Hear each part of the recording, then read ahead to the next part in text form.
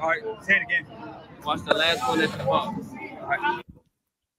Y'all subscribe to the Last Ones at the Bar boxing channel, man. We got some boxing fans out there.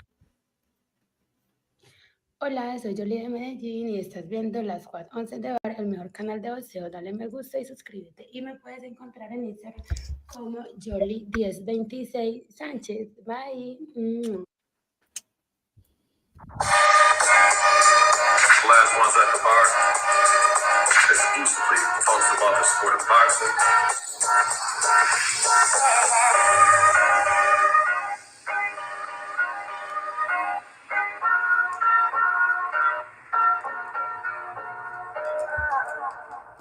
Yes, indeed. Welcome back to another episode of Last Ones at the Bar, baddest boxing podcast out.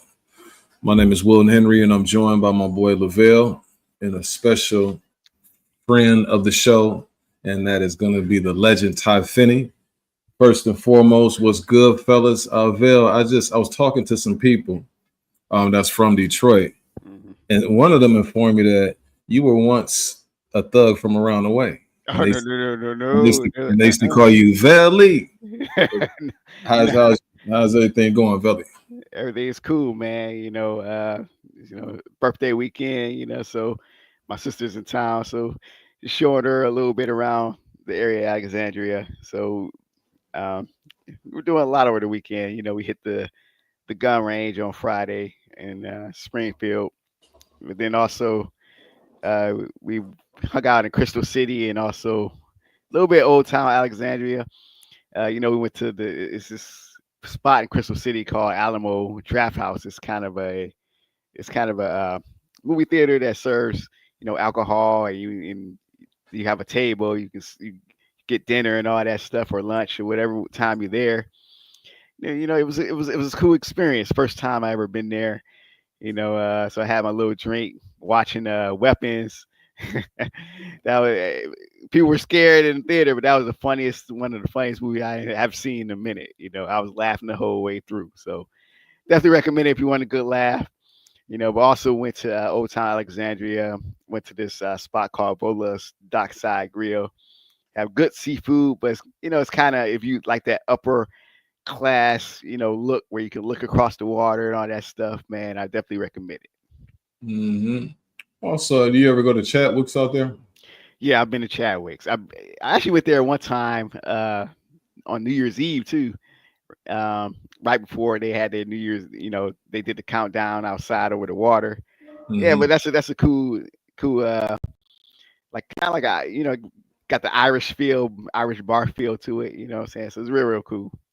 Shout out to Trey Lamont. He's the owner. He helped me out one summer because they had I want to say hurricane. I know it was a flood inside the restaurant, and so they have a watermark of how high the water was. So he did a video introducing what it is that we were going to be talking about, and he's just a really nice guy. But that's a nice restaurant as well. Hi, what's going on, legend? How you doing? How was the weekend? Talk to me. Doing good, man. Weekend was just normal for me, man. I work on Saturdays now, so I'm out in Ocean City delivering. So Ocean City is a good spot to be in, on the weekend, especially when it's hot. That's where everybody comes at, enjoy themselves, for the summertime. The beach, the clubs, the whole nine. So yeah, for me, just a laid back day, man. Just working and just chilling when I got off. So ain't really nothing special. Yeah, I know you're the type of cat who be sitting on chrome, right? And so you rode through the beach, 2 miles an hour so everybody see you, right? You know what I mean? So it's all good. Glad you fellas had a good time. For me, man, I really was resting and relaxing this weekend. I hit my spot a few times, but at the same time, I'm trying to go ahead and get prepared. I got 91 days until I'm back out there in Rio de Janeiro. I said 91 days, but who's counting? You know what I'm saying? So we'll see how things transpire. But next week, I got a 4-day weekend because we're off on Friday, and then you got Labor Day coming up. Speaking of that, and I forgot to mention happy birthday, Vel. I know you just turned 29 for the 29. Yeah, 29 for like the 15th year. You understand what I'm saying? But it's all good. You got any plans next week though? Because you got the Labor Day weekend coming up. Yeah, no solid plans. The only thing that we're doing going to the Green Belt is like a Labor Day festival, so that's more so on Saturday. But no solid plans is outside of that yet. Oh, okay. What's up with you, Legend? Yeah, man. I just got told from the boss, so we gotta work. So looks like it's just gonna be work for me. Maybe Oh, something afterwards, but yeah, I gotta work on Labor Day. So that's what's up, man. So you're gonna get that. That's like double or triple time or something like that if it's gonna be on a weekend like that, right? yep, it's Oh, gonna be a okay. good payday. So Yeah. Let me hold some. But anyway, you got my main man Shane. We'll talk offline about that. Shane says salute. What's going on, Shane? You got Shelton over there. He's saying I didn't expect anything less for old Tink Tink. Okay, Tink Tink. Yeah, we're gonna get on it. Before we do that, let me go ahead and move off to what it is we need to be discussing, and that is the topics that we're going to be, you know, covering today. And so the flashback is really focusing in on the Little Giants fight that took place back in the 80s. Check this out, Vale. Ty, I know that you're more of a new boxing, pugilist fan. But Vale, did you remember, or you weren't watching boxing at the time, but you have any idea of what I'll be talking about when we do our flashback, our historical flashback, when I'm talking about the Little Giants that fought in the early 80s? I have no idea, man. All right, so don't worry about it. We'll get to it in a second. Okay. We also, the topic of the day isn't going to be who wants all the smoke. If you want that information, go back last week. We discussed the fighters that's in the sport of boxing today that they don't do any ducking. You know what I mean? And then the previous week we talked about all of the duckers. I do want to say this though. It's so many now, it's hard to cover 10. You know what I'm saying? You need a list of 20 really to cover all of the duckers. But I will say this. See, here's the thing, man. I've been calling this stuff out ever since even before we started the podcast. But I'm just saying, like, once you kind of sniff out somebody, you like, wait, hold on, you're not fighting him. And then you go in these different directions, and the stuff that comes out of your mouth doesn't match what it is that you're doing in terms of signing it, who you're fighting. I'm telling you right now, your boy in Philly, that's why I'm wearing a hat. I want to represent, y'all area a little bit better. But that dude that y'all got out there, I smelling it, man. I'm smelling it. But anyway, so also, fellas, did you see the Tellez fight yesterday? No, I didn't. Oh man, that was a goodie. That would be check it out. somebody that Boots messed around would have fought. It had he not lost. Also, we're gonna discuss. We got some news that we're gonna talk about. Obviously, the Tank and Jake Paul fiasco, Backroom versus Josh Kelly, IBF ordering that, and then Boots. Your thoughts on Boots helping Canelo prepare for Bud? Okay, so that's what we're gonna be talking about, man. Let me go ahead and get off into the information. I'm gonna get you on in a second, Shut. I'm just trying to cover some things because we got to get to these top 10 pound for pounds, and I know you want to discuss Tank, and we'll get to that. And once we do that, I'll pop you on. This is what I was referencing. You had these two gentlemen who ended up fighting. That was Fredo Gomez, Salvador Sanchez. One of the first battles between Mexico and Puerto Rico. One of the first. I ain't gonna say it was the first. I'm talking about a fight of this magnitude. Going into this fight, do you know who was favored going into this fight, Bill? Who would you think would be favored? You would think Sanchez would be favored because of how he's viewed in history, but I believe at the time he was very, very young, and I think Gomez was. He died young. He was 23 when he died. He died young, but I believe Gomez was the guy at that time, the man when that fight happened. Okay, so he was a sizable favorite. Most people just thought that Gomez was going to continue his knockout streak because he was 32-0 with 32 knockouts. And Salvador Sanchez, he just wasn't showing, that type of you wouldn't know based on the fighters that he faced, like what you were dealing with. But in this fight, and I'll show a few clips. I just want to, set things up before we get off into the clips. And like I say, going into the fight, again, this rivalry. After the fight, you had Gomez. He ended up going into depression for about a year, but then he came back and had a pretty good career afterwards. It wasn't until '99 that Puerto Rico got revenge, with the De La Hoya and Trinidad fight in terms of winning a fight of that magnitude. And then also after Salvador Sanchez died, about 3 weeks after the Zuma Nelson fight, Wilfredo Gomez, he's been up to his hometown because they do a parade every year around the time he passed away.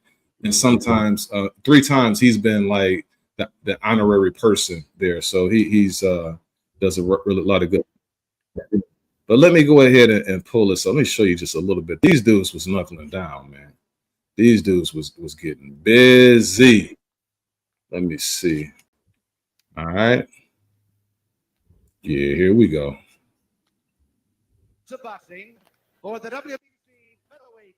Watch when they come out the gate. This ain't no Mickey Mouse.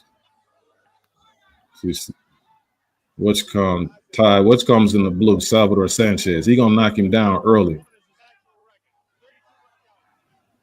And they two real solid 126-pound fighters. You see that? No, ain't no Mickey Mouse, man. Ain't no Mickey Mouse. No, we giving it up. Wayne, Tank got some power, but he don't be coming out. He don't be throwing them hands like that. Yeah. Whatcom is a lot more slippery than you think. And also, in the 7th round,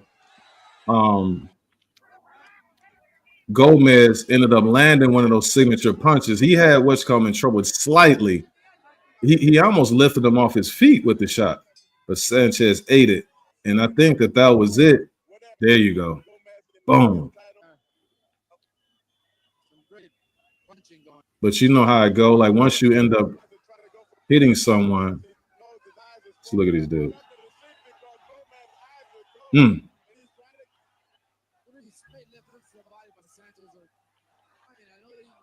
That eye getting.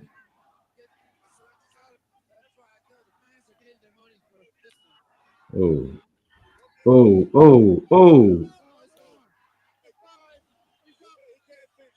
Nah, that's it, man. You can't take no more. All right, Vail. What do you think about where do you rank Salvador Sanchez, man? Like in your pound for pound all time list, or do you rank him on your pound for pound all time list? Yeah, he's in my pound for pound all time list. He's gotta be, man. Either he's gonna be like in the 9-10 stage or in the teens, early teens, somewhere in there. Okay, so he retained his title, 8th round knockout over Wilfredo Gomez. It's a couple other fights. I'm gonna show you briefly, and then you fellas tell me, are you familiar with these fights? Because it took place this week in history. But I'll play it just quickly, very quickly, so we can move forward. But do you remember the Ivan Robinson Arturo Gatti fight? I've heard about it. I can't say if I remember it. But... These dudes. Oh yeah.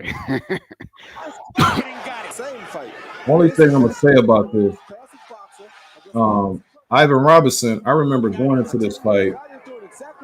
Robinson, he said Arturo Gatti was gonna have some problems with him. He said the only thing he said, if you don't just knock me out early, he said he's gonna have some trouble. And I remember him saying that.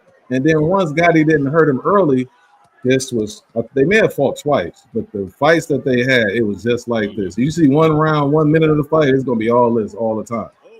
And they made for some really good rumbles. The other fight that took place is going to be the Errol Spence versus Leonard Bandu fight, which wasn't as big of a fight. But at the same time, this is kind of when Errol Spence, started getting more and more recognition. You remember this fight, Bill? Yeah, I definitely remember that one. Yeah, this took place on like right during the Olympics. Let's see that finishing power. This Errol Spence right here. This ain't Daryl Spence, the one that fought Terrence Crawford. Daryl Spence. You mean the one you had number 1 on your pound for pound list? No, yeah, Errol. This was on my number 1 pound for pound list. Not Daryl. No. Not that dude that got up in the ring looking sleepy.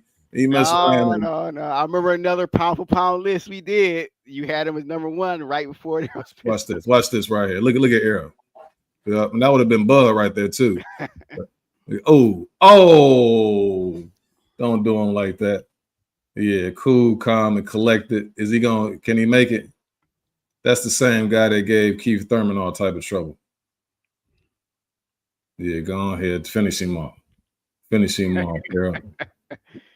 Boom. That's Bud right there. That would have been Bud. I know that would have been Bud. See, watch this. Boom.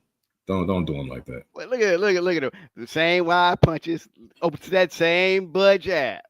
All right, man. What we're not gonna do is not gonna be any slam there. All right. So let's see. We got you're gonna subscribe to that channel right there. Don't look no different to me. See, that's what I'm saying. It's too much slander, man. Let's go ahead and get to the what's coming, man. This is early. It's early, Spence. All right, let me go ahead and keep it moving because y'all over there. Hey, man. Yeah, I remember that fight vividly, man. Like I remember Bundu, just the way he fell over his leg like that. The way he fell down, that was a decent knockout. No, that was real. That was a knockout of the year right there for sure. All right, very good. Let's go ahead and go off into the topic of the day. And I put the link into the chat. We got to go ahead and talk about it, man. Out the gate, man. Fellas. First and foremost, what did you think about when you heard the news about Tank Davis taking on this man right here, Jake Paul? What were your thoughts? Man, I was like, is this a joke or something, man? I'm like, maybe it's a joke, and maybe it's going to last for about a day or two, blah blah blah. But then they kept talking about it, and then you start hearing tweets about it with Jake Paul and Tank, and man, it's just like, dude. My first question is like, what weight is this taking place at? What are the parameters of this fight? So from what we know now, it's an exhibition fight. The weight they haven't disclosed yet. I haven't heard what the weight is, but you have one guy that's, in Tank, a champion. He's a champion fighter who fights at lightweight, probably walks around 150, 155, somewhere in there. You have Jake Paul, a cruiserweight, kind of a journeyman level, if that, walking around about 200 pounds. So it's like, it comes down to what weight is this going to happen at. I don't think it's just an exhibition. I don't think that they have any stipulation. I don't know, but are they gonna have headgear? Because I heard a rumor they were. I'm not gonna say they will or won't. But only thing we know is what they told us, that they have a fight, and only thing we can do is speculate on like the particulars. We don't know all of that type of stuff. But what we can say is this is gonna optically look crazy. It's gonna look like a circus act because you got somebody who's so much bigger than the other guy. It's a circus. And circus and a show. Yes, it definitely is. It's a spectacle. What does this tell you about Tank Davis? I mean, the dude is about the money, man. He don't care about legacy or anything like that. I mean, and you know what? If that's what he's doing, I'd rather him come out and say so and say, "Hey, look, I don't care about legacy. I'm about the money because at the end of the day, money feeds my family." If he just said that and his people all said that, and he retired or whatever, and say, "Hey, look, I'm not a pound for pound level guy," I can accept that more than everybody trying to push him as that guy, and then this happening.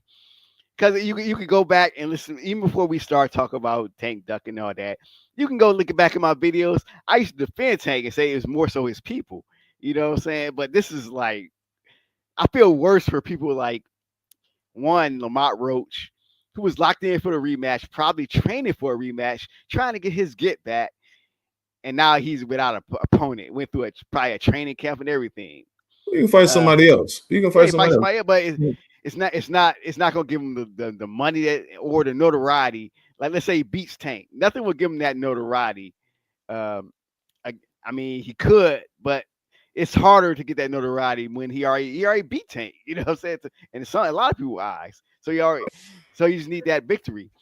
Also, I feel bad for some of the people that might want to fight Tank and they can't. He ain't never fought anybody. Roach was a cherry pick. You know what I'm saying? Like, yeah. But I feel bad for Shakur Stevenson because like he was never gonna fight no Shakur Stevenson. So he hasn't fought anybody ever. Like when he fought Pedraza, come to find out, Pedraza was wagering.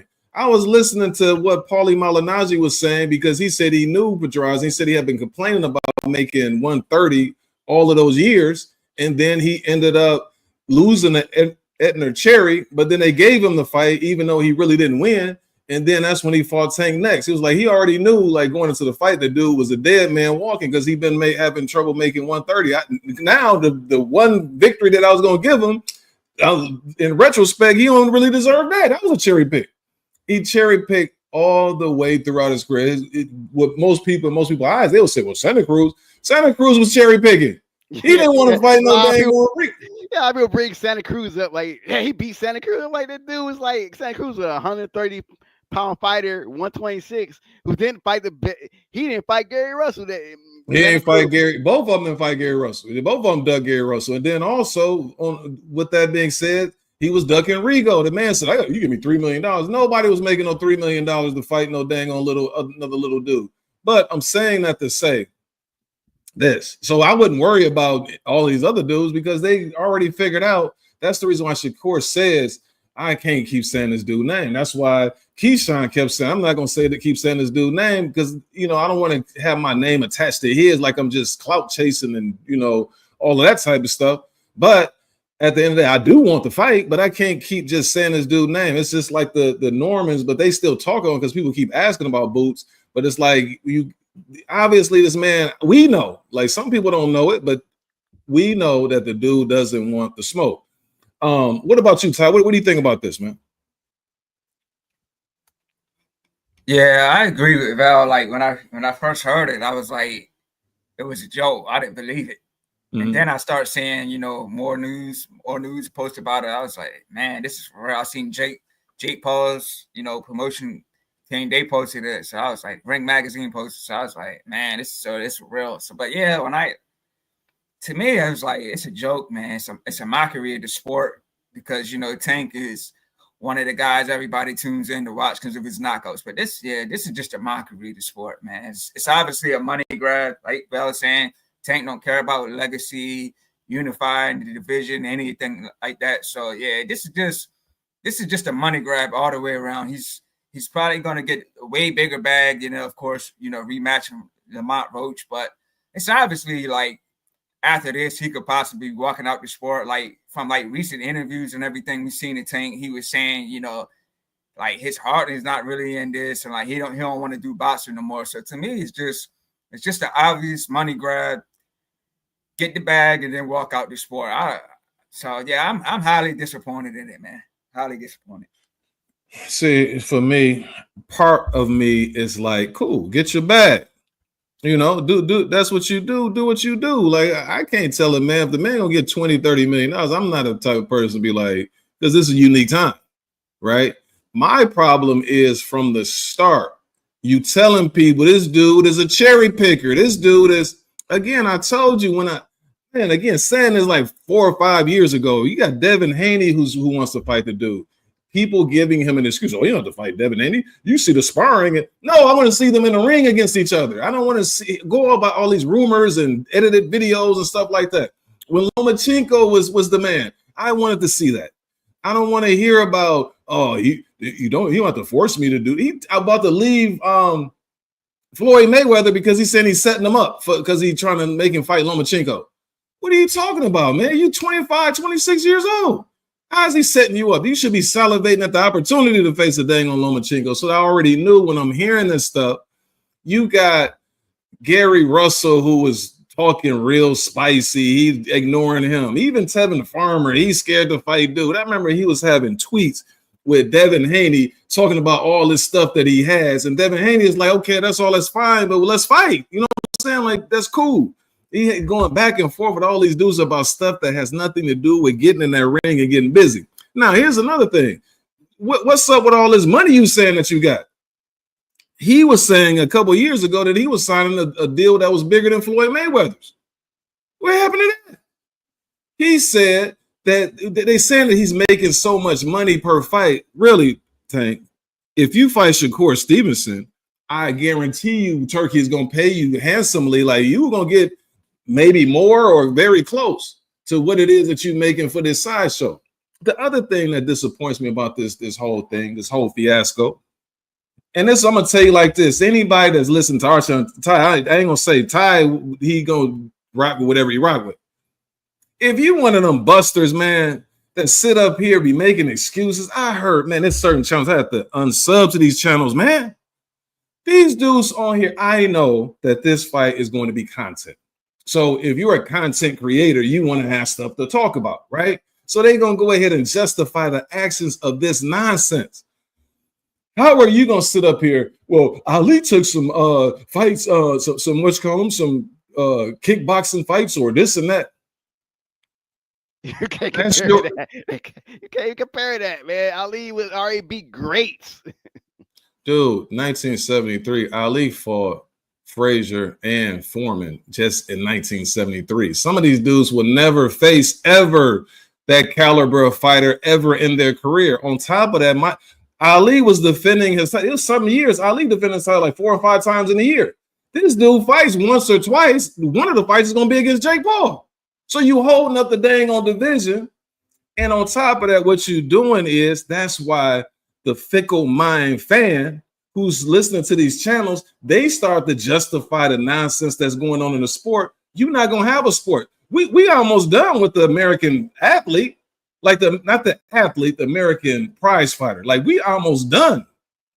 You think about it, like Shakur might be like one of the last ones, and I don't know what's going to happen with Devin now. I still support Devin, but as far as our American fighters, because guess what? In addition to, we barely have any Olympians, man. Like, well, remember we had 84, we had the 76 team, we had studs, we were the dang on standard. Now it's like the Eastern Europeans and all these other dudes, and we done got so soft and so weak. It's pathetic. But these channels who's trying to push content as opposed to pushing competitive fights. If you put the best dudes in the ring with each other, guess what? People gonna tune in. They don't want to see it. But when they just want to, put these, man, I'm gonna say this too. You wouldn't even have Jake Paul being as popular if it wasn't for him.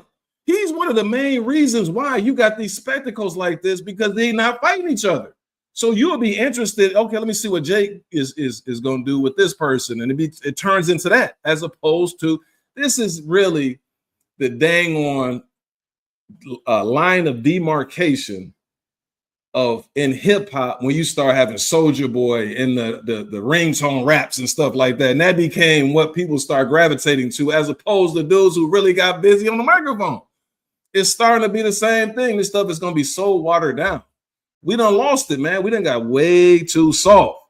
And this guy right here, who you see on the right, he played a major factor in that, because guess what, fellas? Anytime that you're supposed to be like the guy who's the cash cow, that comes with heavy responsibility. So that's why you should never just grant that to people because they're popular. Okay, he's with Floyd Mayweather. He's knocking out dudes. Well, Berlanga was knocking out dudes. Berlanga, they can keep allowing Berlanga fight dudes he can knock out. Is that something that you truly want to like just watch all the time? You just put anybody in the ring with him. Saying that to say, that's why you have the Boost innocence, man. That's why Boost is on his undercard. Boost is saying this. It's like, okay, I got people who say that I'm this because of the eye test, but I never really have to prove anything. I can always figure out a way to meander around, and I'll get to the next fight, and then so that's what you done did, brother. It ain't, the bag is the bag. If you were out there getting busy doing what it is that you're supposed to, nobody would even trip. Okay, he going in there, he gonna make the money because he, but on the flip side, that the main thing is the main thing, and it's the sport of boxing that you are participating in, and the root of professional boxing is going to be that competition. The prize comes with the competition. You proving that you're the best, and that should be in any area of activity. Anything else you fellas got to say? Oh, I see my boy. Is that my boy Sugar Shane at the bottom here? Shane, what's good, man? What's good, boss? Oh, ain't nothing to it. My bad for holding you back there backstage, man. I was over there, rocking and rolling like Bon Jovi, man. Talk to us of what you think about this whole Tank fiasco, man. I want to start out by saying I apologize for ever defending Tank Davis. My goodness. This is all on Tank. You can't blame Jake. Jake ain't got nothing to lose. He got everything to gain. Tank should be like, he don't get to fight me. He's an amateur. He don't get to fight me. He's not a prize fighter at this level, at this magnitude, at a level of competitiveness or any level of making sense at all. Like, it's a walking nightmare to me. I hate it. Yeah, man. But what about you fellas? Y'all, what any other thoughts about this whole fiasco, this Tank Davis nonsense, Jeep Davis? I'm just gonna say, like, I think this is just gonna open the door for a lot of fights in the future, you know, to happen like this. A lot of fighters, upcoming fighters, they can be looking at it like, I don't got to take any, you know, any hard fights. That's if I can take an easy fight at exhibition, I can get the bag. That's if I can make, you if I said can the make precedent. millions, if I can make millions taking an exhibition rather than, you know, fighting an undefeated champion, that's, you know, that's going to give me a hard fight. You know, if I can make millions rather than you know, $500,000 fighting a real tough fight, I'm gonna take that. You know what I mean? It's an easier fight, it's more money. At the end of the day, it's more cash in the bank for me. So I think, yeah, it's definitely open. That's what he said. He's setting the precedent for the nonsense. When you, again, that's why in certain every what should say most, you want somebody who's your face of that sport to be somebody who deserves to be the face of the sport, whether it's through like the work that they put in and ascending themselves to the top of Patrick Mahomes. Okay, he got a certain amount of Super Bowls. You see the talent. He says the right things. You see LeBron James. Like, but in the sport of boxing, it's like the total opposite, man, when it comes to the American, you know, face of boxing. Like the other people, they do well in terms of choosing the person that they represent for their countries. It's like for us, it's totally different, man. And we do a horrible job of it. Now, see, again, I can't, like, this leadership thing is so important. For instance, let me give you an example, man. Like this summer, I told you, Vail, that I was mentoring young educators, right? And so I was very careful, even though I would send them around to go ahead and get information from others that they may be in the same content area. So maybe you want to talk to so-and-so about what to expect once the year kicks off, so on and so forth. But I was very careful when that new and aspiring educator was talking to certain people and they're telling them, well, if you don't have good admin, because, you know, if something happens with a kid, you got to send the kid over here, and they don't do it. I don't even want them hearing that, because for one, I don't want you even thinking about sending the kid out in the first place. You want to work that situation out and have tools in your toolkit to be able to handle those type of situations. If I send you over here, you think that that's something that you have that you could do, then you probably going, the first time something happens, then you're gonna go ahead and do that. That's what he's doing right now, basically, is the fact that I can meander through my career, choosing the least resistant fighters, get rewarded for it. And then if another situation transpires where I can make more money, I can go ahead, and that's my thing. You know, in the past, how it went, Floyd Mayweather wasn't Money May all the time. He had to go through that pretty boy Floyd phase, right? Scarface wasn't Scarface like the one who was at the end of the movie. Scarface was working in that dang on he had to build up to that. And that's the piece that's missing. These dudes are so soft, man.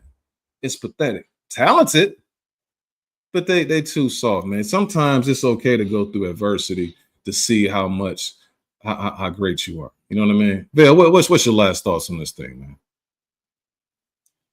man? I was just going to say, a lot of people try to say like Tank was following Floyd's blueprint a little bit. But Floyd fought a lot of names. Floyd didn't do the thing with Conor McGregor until the very end of his career. Okay, he already fought everybody. He did what he had to do in the sport. He did the thing with McGregor at the end of his career. That wasn't even an exhibition. This fight with Jake Paul is an exhibition. So there's no rules. Pretty much from what I understand, there's no real rules. So yeah, it's like I said, man, I'm highly disappointed, man. Anybody who's making those false equivalencies, that's a lazy argument. Because even if you say Conor McGregor was one of the best MMA guys. So you're trying to figure out, okay, this guy in the MMA, does that transfer over to the sport of boxing? That's one. He's at the height of his field. Floyd is at the height of his field. So let's see how that class, they're kind of similar, but again, the size is around the same. So it makes more sense. On top of that, Floyd has fought Canelo, Corrales, Cotto. The list goes on and on. If I go over Tank's resume, or what they'll say is this: well, Floyd did the stuff with Big Show, but again, when he did the stuff with Big Show, who did he fight right after that? Who did he fight before that? Right? It wasn't like Floyd was fighting like twice a year, but that didn't stop him fighting twice a year. You know what I'm saying? He still was doing the same thing. Like this right here, this is gonna be pushed back for his next time if he gets back in the ring. I don't know. I don't know how much he's gonna be weighing once he get in the nets. But you go through his resume, it's meager, man. Very meager. Now, the good thing is this is exposing who Tank is. It's exposing because I'm seeing some people who are really disappointed, and now they're looking at his career and they're like, oh, why did he fight Mario Barrios as opposed to Josh Taylor? And I'm like, dog, we've been saying this for like umpteen years. So that's what it's doing. Bill, what's your last words on this, man? Talk to me. I got so much to say because this is so horrible on so many different levels. Again, don't take me for somebody saying don't get the money. I'm just saying that he's somebody who's messing up the sport at the same time. So what say you, Val? I think he got booted off. He got booted off. He got that, you know, he's from Detroit, but he got that Flint, Michigan Wi-Fi. You know, Flint be having some problems out there. Hey, What's going on, Tim? no. Look, shout out to Flint, man. Shout out to Flint. I ain't got nothing against Flint. Shout out to Gwo, man. That's where Gwo from, right? Exactly. Yeah. I'm from Detroit. It's different city, man. It's different with that Wi-Fi though. You try to go and get that Wi-Fi from Flint don't have bad Wi-Fi. I don't think any place in Michigan, unless you in the real area, that's the only time you'll have bad Wi-Fi. Let me ask you this question: Would you sip water out of Flint water fountain? No. But the reason for that, well, I'm not gonna harp too much on that, but I'll give a few pieces that the media will overlook. You know, especially even when they talk about Detroit. Detroit probably has some of the freshest water in America because it's coming from the Detroit River, which is fed from the Great Lakes. Mm-hmm. Flint was on that water system. When they decided, hey, we don't want to do business with Detroit, let's put them on a well system. That the well water is the bad water. Mm-hmm. That's the simplicity of it. Shout out to Flint, though. You know what I mean? The thing is with them is that you know, I wouldn't want because the babies out there, man. You know, you have can have health issues if you don't have pure water. So I don't. Yeah, that's the sad part, and they still don't have clean water, and that's like, man, it's like that's third world country type stuff that they're doing to Flint. Mm-hmm. Flint, you know, I ain't gonna lie. Every time I see Flint, Flint is Flint. You understand what I'm saying? They survivors though. We're not even taking anything away from anybody from Flint. You from Flint, you're a survivor, okay? But again, let's stay focused there on Tank. You know what I mean? Let's stay focused there on Tank. Your last thoughts as far as this situation here. I don't even know why I watch it just to see the size difference, but I'm not sure who I want to see get knocked out in this fight. Yeah. I don't know. I'm not necessarily interested in this right here. It's it will be watched. It will be talked about. But don't expect too much fireworks though.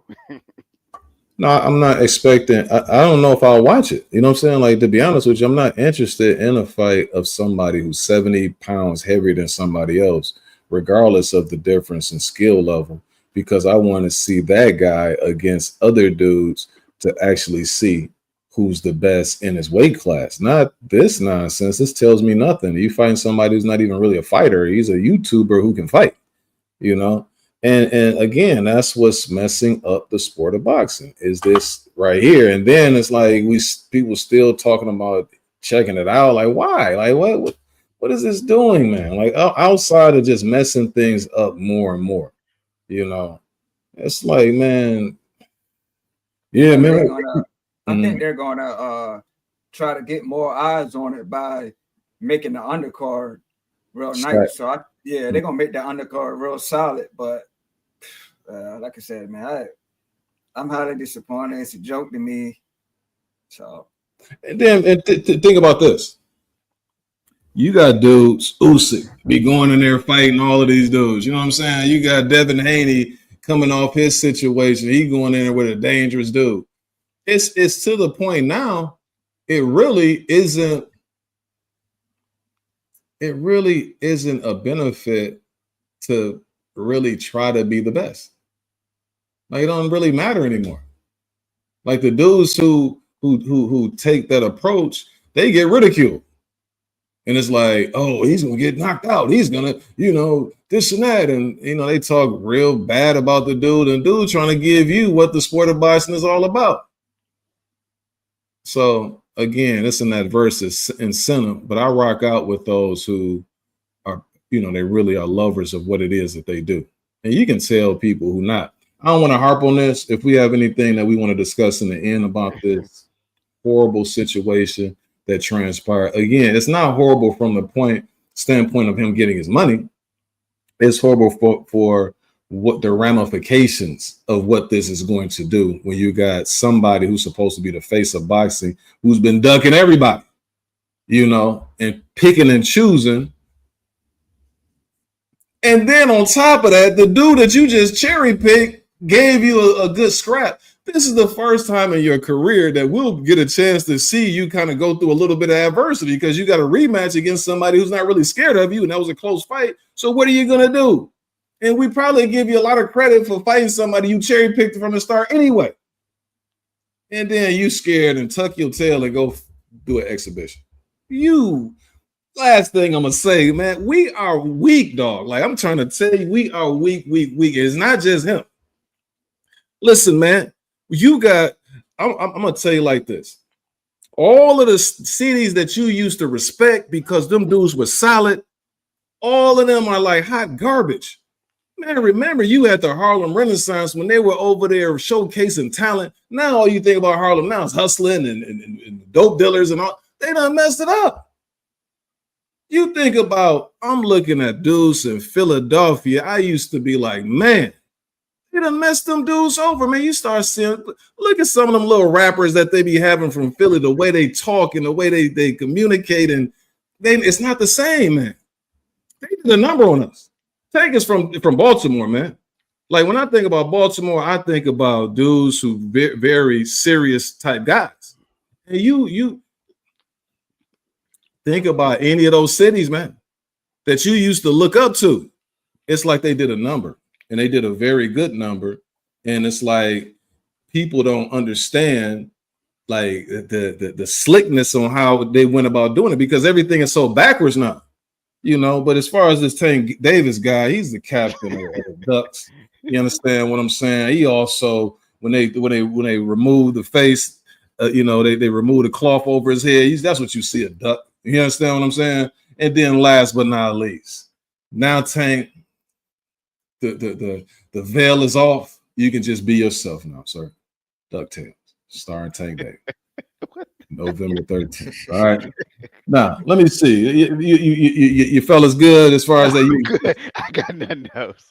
Oh, okay. Let's go ahead and keep it moving, man. He earned that crown of number one duck, right? I saw this on YouTube the other day, man. This is what they had, the top overrated. I think this person was racist because it's all black dudes on here. But what do you agree with that list? Just real quick, man. Ain't got to be nothing. No, like you said, it's I mean, I'm shocked there's no British boxers on there. Man, you could, if they gonna put Broner on there, they could have put like Scott Quigg and all them dudes on there who was ducking Rigo. Please. And Broner fought a lot of good dudes. Like, how is he? Well, they saying overrated. I don't think he's overrated now. I mean, when he was around, he could have been, because you had folks saying that he would beat Marquez, he the next Mayweather and all that. At that time, he may have been, but I don't think there's no way today that he's most overrated. Well, to me, you would have to if you saying that he's the most overrated, then you would have to think highly of him from the start. Mm. See, I never really thought that highly of him. This is what I thought about Adrian Broner. I thought that he was somebody who was taking advantage of some physical um, attributes that he had. He was kind of big and strong for 130. And then when he started going up to like 135, he was there for a second. He looked good. I just didn't see him because you remember Bud was around 135 and 140 when he was ascending up. So I'm like, is he gonna fight Bud? Because there was a lot of Indangos and stuff like that around at that time too. So he really didn't have, a lot of fighters to select to choose from, but he still wasn't fighting some of the dudes who I'm like, okay, fight him. But then he went up, he jumped up, he tried to do the Floyd thing and go to 147. And then even that Paulie fight was close. And then when he said he was going to fight Madonna, see, he got kind of a little bit of ahead of himself when he started asking the fans who they wanted to see, and they chose Madonna. And then I was like, okay, let me see what he do against Madonna, because Madonna's art, he's awkward and all. He punches hard. I never seen him face somebody like that. And then we saw what happened. But again, I had to see that first. That's just like Boots. Like they saying all this stuff about Boots. He may very well be all of that.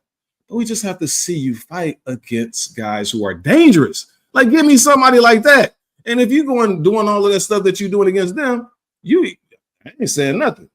You understand what I'm saying? I'm gonna give you your props, but don't be sitting up here, with him. This false narrative, man. They saying that I want two tune-ups. I ain't have some two tune-ups. Well, you got one right now. Did you just say one? Is that where the narrative is?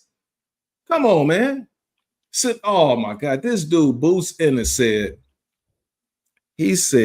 well, everybody was tied up, so that's how I ended up fighting Lima, brother. You just had Ortiz and Lubin, they just made the fight last week. How was everybody tied up? Get out of here, man. All right, so we're going to go ahead and get to the pound for pound. And folks, I'm really not this animated a lot. It's just with the sport of boxing. See, this is a sport where it's not something that is tied to some type of educational thing, right? You got most of your sports, you can play on the basketball team. You can play volleyball, at school. They don't have this. That this is the true nature of sports, right? Again, this is just human nature. Again, when I was coming up, I played basketball. I always used to have some shorts on. I'm a competitive guy, so I always had some shorts on underneath whatever it is I was wearing, just in case somebody got to talking. We're gonna find the nearest park and we're gonna go ahead and get out there and get busy. See if you're gonna say the same thing after I go ahead and smoke you in this game of basketball, right? So to me, that's the mentality of what a fighter should be. That something happens. Some people don't agree with it. Some people do agree with it. But some people take the approach that if you get to the point where you are upset with somebody to that degree, then you can always find somewhere to go ahead and get your 5 minutes off, or whatever it is that you do. You know what I'm saying? But that's just the nature of humans or beings. But it's in a competitive way. But these dudes have lost the competitive spirit. But we're going to talk about some people who have the competitive spirit when it comes to these pound for pound rankings. Ty, do you have your list together, or was it so meager that you were only able to get a certain amount of fighters on your list? I just got 5, man. So Just got 5. That's sad, man. That's sad that we're in a state where you can only think of 5 dudes.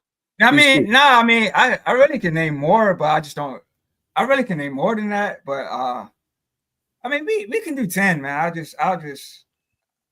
I have my 5 in order, but we can do 10.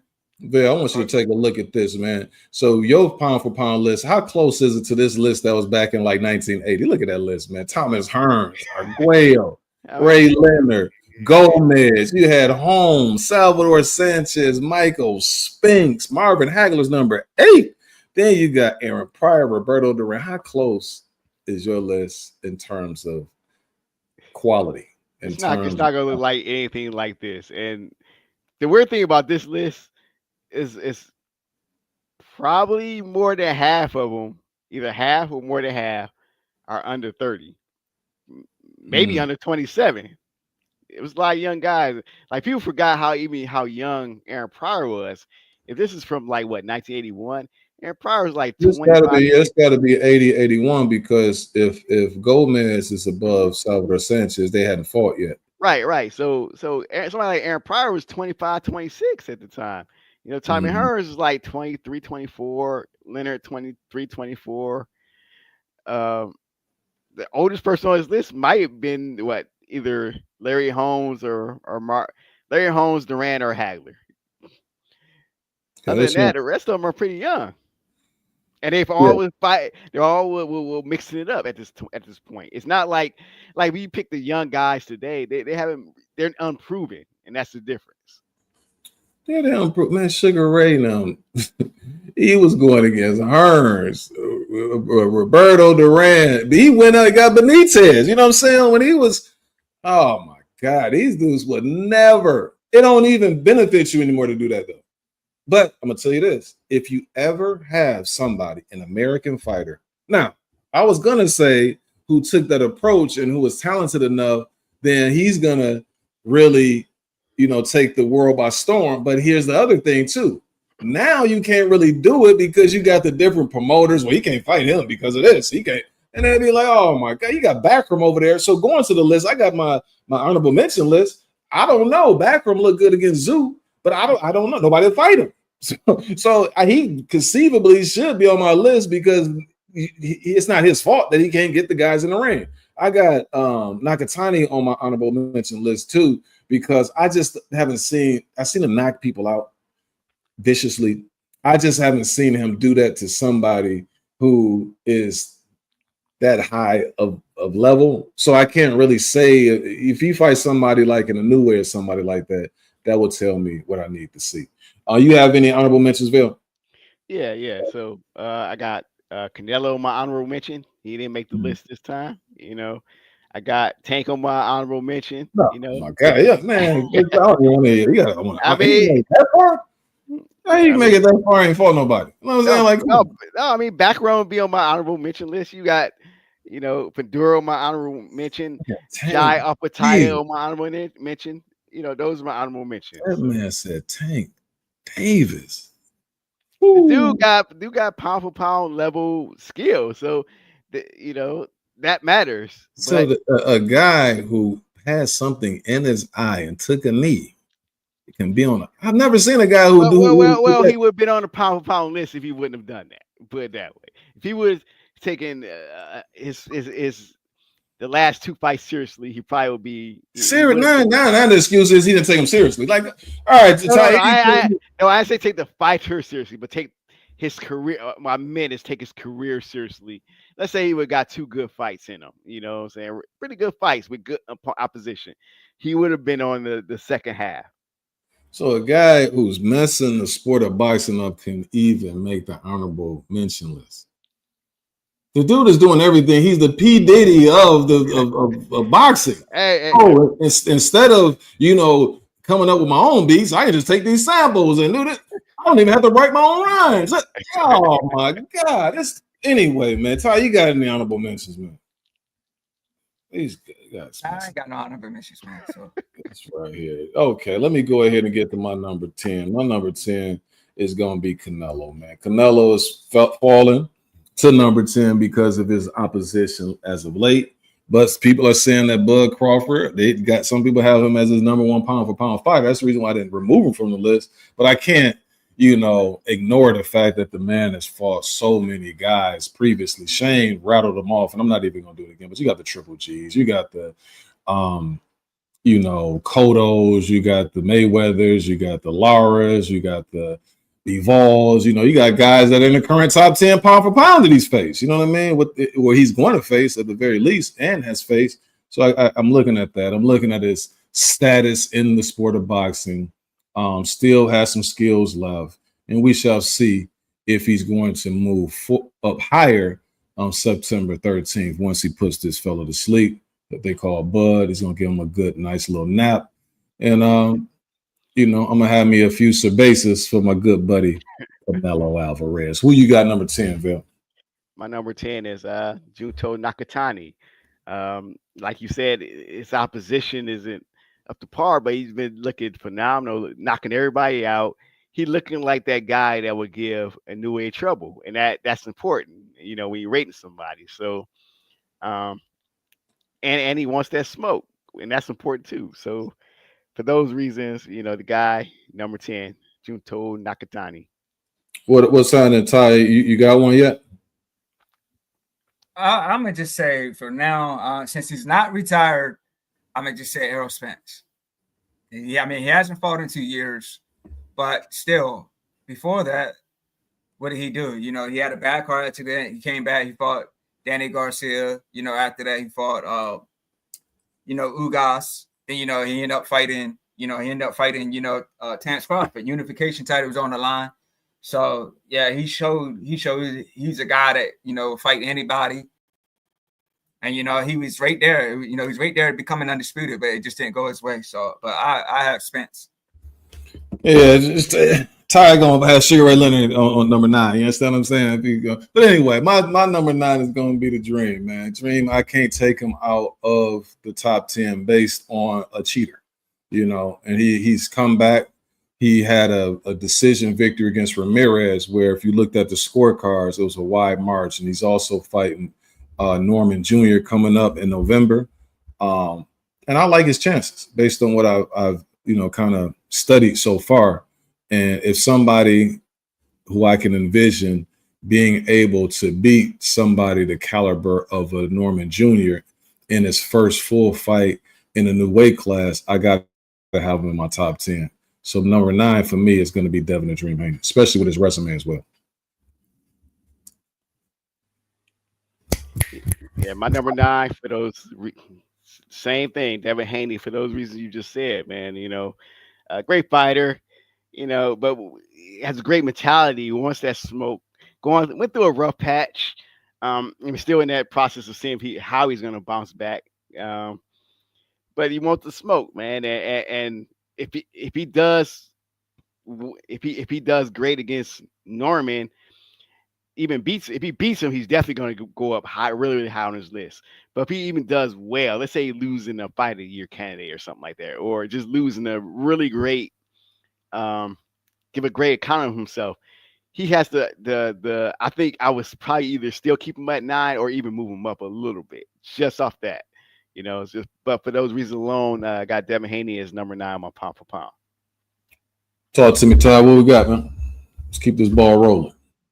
Yeah, I'm gonna agree with you. For me, it would be Canelo for now, number 9. Like I say, even though a lot of people try to say that he ducked Benavidez, he's still fighting Terrence Crawford. Even though Crawford's jumping up a few weight classes, you still gotta say Crawford is one of the best. Crawford's taking a big risk by fighting, moving up 2 weight classes, fighting Canelo. But Canelo fought Jaime Munguia. That might not have been the best person in a lot of people's opinions, but Jaime Munguia, as a pro, he has a lot of experience under his belt. Edgar Berlanga, not the best guy anybody really wanted to see, but, Edgar Berlanga had a power puncher until he was a power puncher till, he stepped up and, fought, the name. So, but yeah, Canelo, as you mentioned, he fought a lot of guys, fought Mayweather when he was younger, and he's still now, it's years later, and he's fighting Crawford, undefeated guy. So for me, it's Canelo. It's number 9. Canelo number 9. For me at number 8, I got the Mexican monster, David Benavidez. Relentless pressure and high punching volume. He's always rattling off those combinations. Destructive body puncher, also effective inside fighter. He's shown it to have durability. 2-division champ. I think some of the cons of David Benavidez would be maybe the footwork. If somebody's able to keep a jab on him. Also, he's starting to show a little bit in terms of not bad, but I've seen him as far as his conditioning a little bit more so at 175 against the bigger guys, where he might have to take a little bit of time off here and there. But for the most part, that's pretty much it. As far as the cons are concerned. Now, I will say this as well, but nobody seems to be able to take advantage of the fact that he keeps his head up pretty high. But I only think that those upper echelon guys like a Bivol and better beef will be able to take advantage of that. Maybe Yard, I don't know, but Yard look kind of, you know, past it a little bit in the Lyndon Arthur fight. So I don't know if he would be able to test him in that regard. But at a solid number 8, I would have the Mexican monster David Benavidez. And my number 8 is Shakur Stevenson. Um, I think he has the potential to be pound for pound number 1, but the problem is nobody wants to fight him, and I think that he just suffering from that.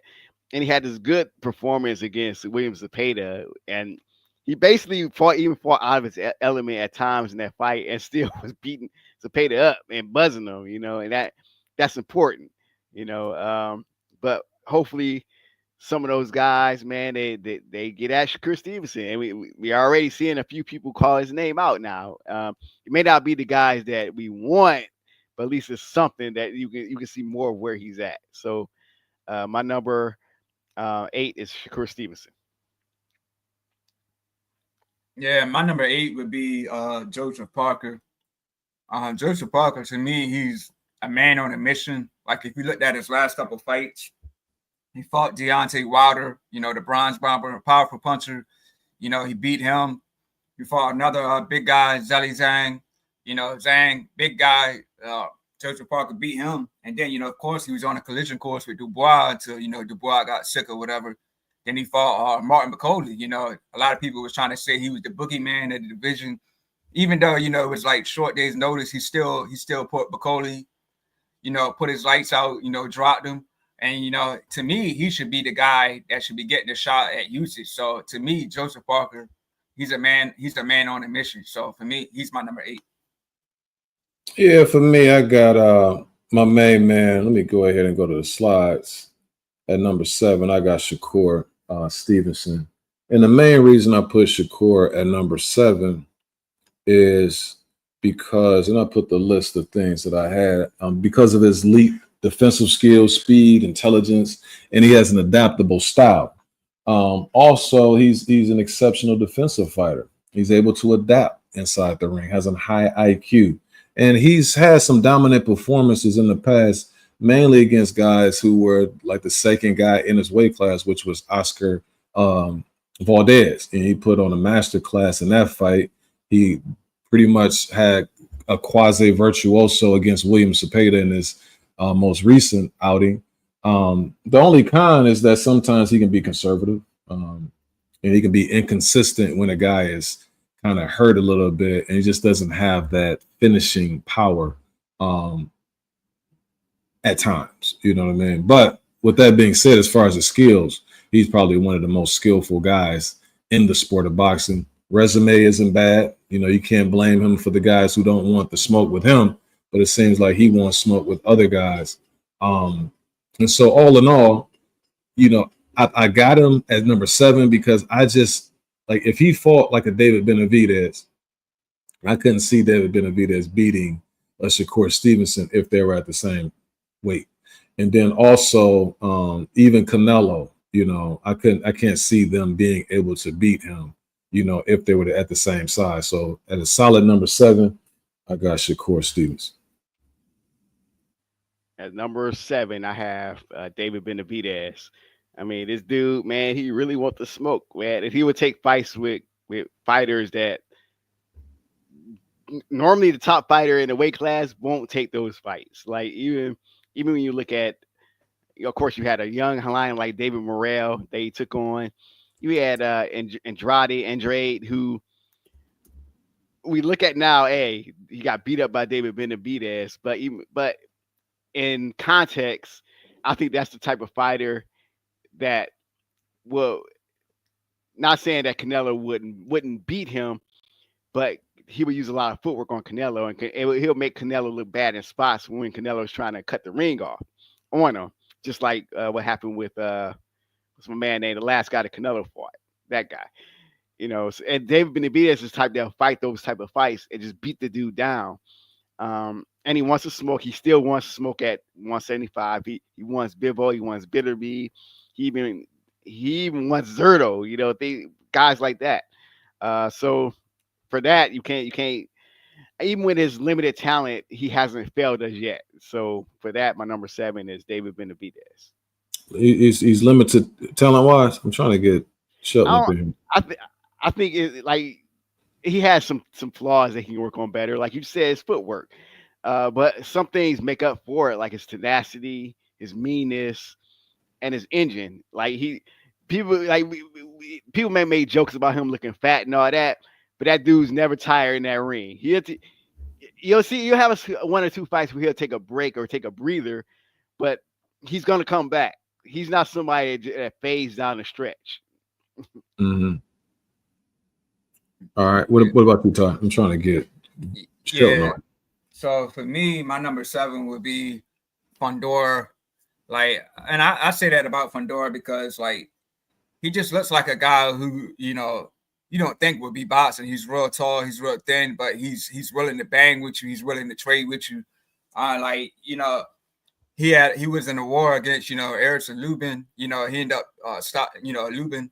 He ended up stopping him. He was dropped himself in that fight, but he came back and ended up stopping Lubin. So he was in a war, and then he went on to fight Brian Mendoza, and he got stopped in that fight. But even though he got stopped, that didn't stop him from not fighting the good names. He ended up taking on Tim Tszyu, and Tim Tszyu, he was on a collision course to fight Mel, who was undisputed, but Mel ditched that to fight of course Canelo, but he beat Tim Tszyu, and even though the circumstances, with Tim Tszyu having the gash in his head, he ended up giving Tim Tszyu a rematch. So and he came out victorious in that fight. So now he's on a collision course with Keith Thurman.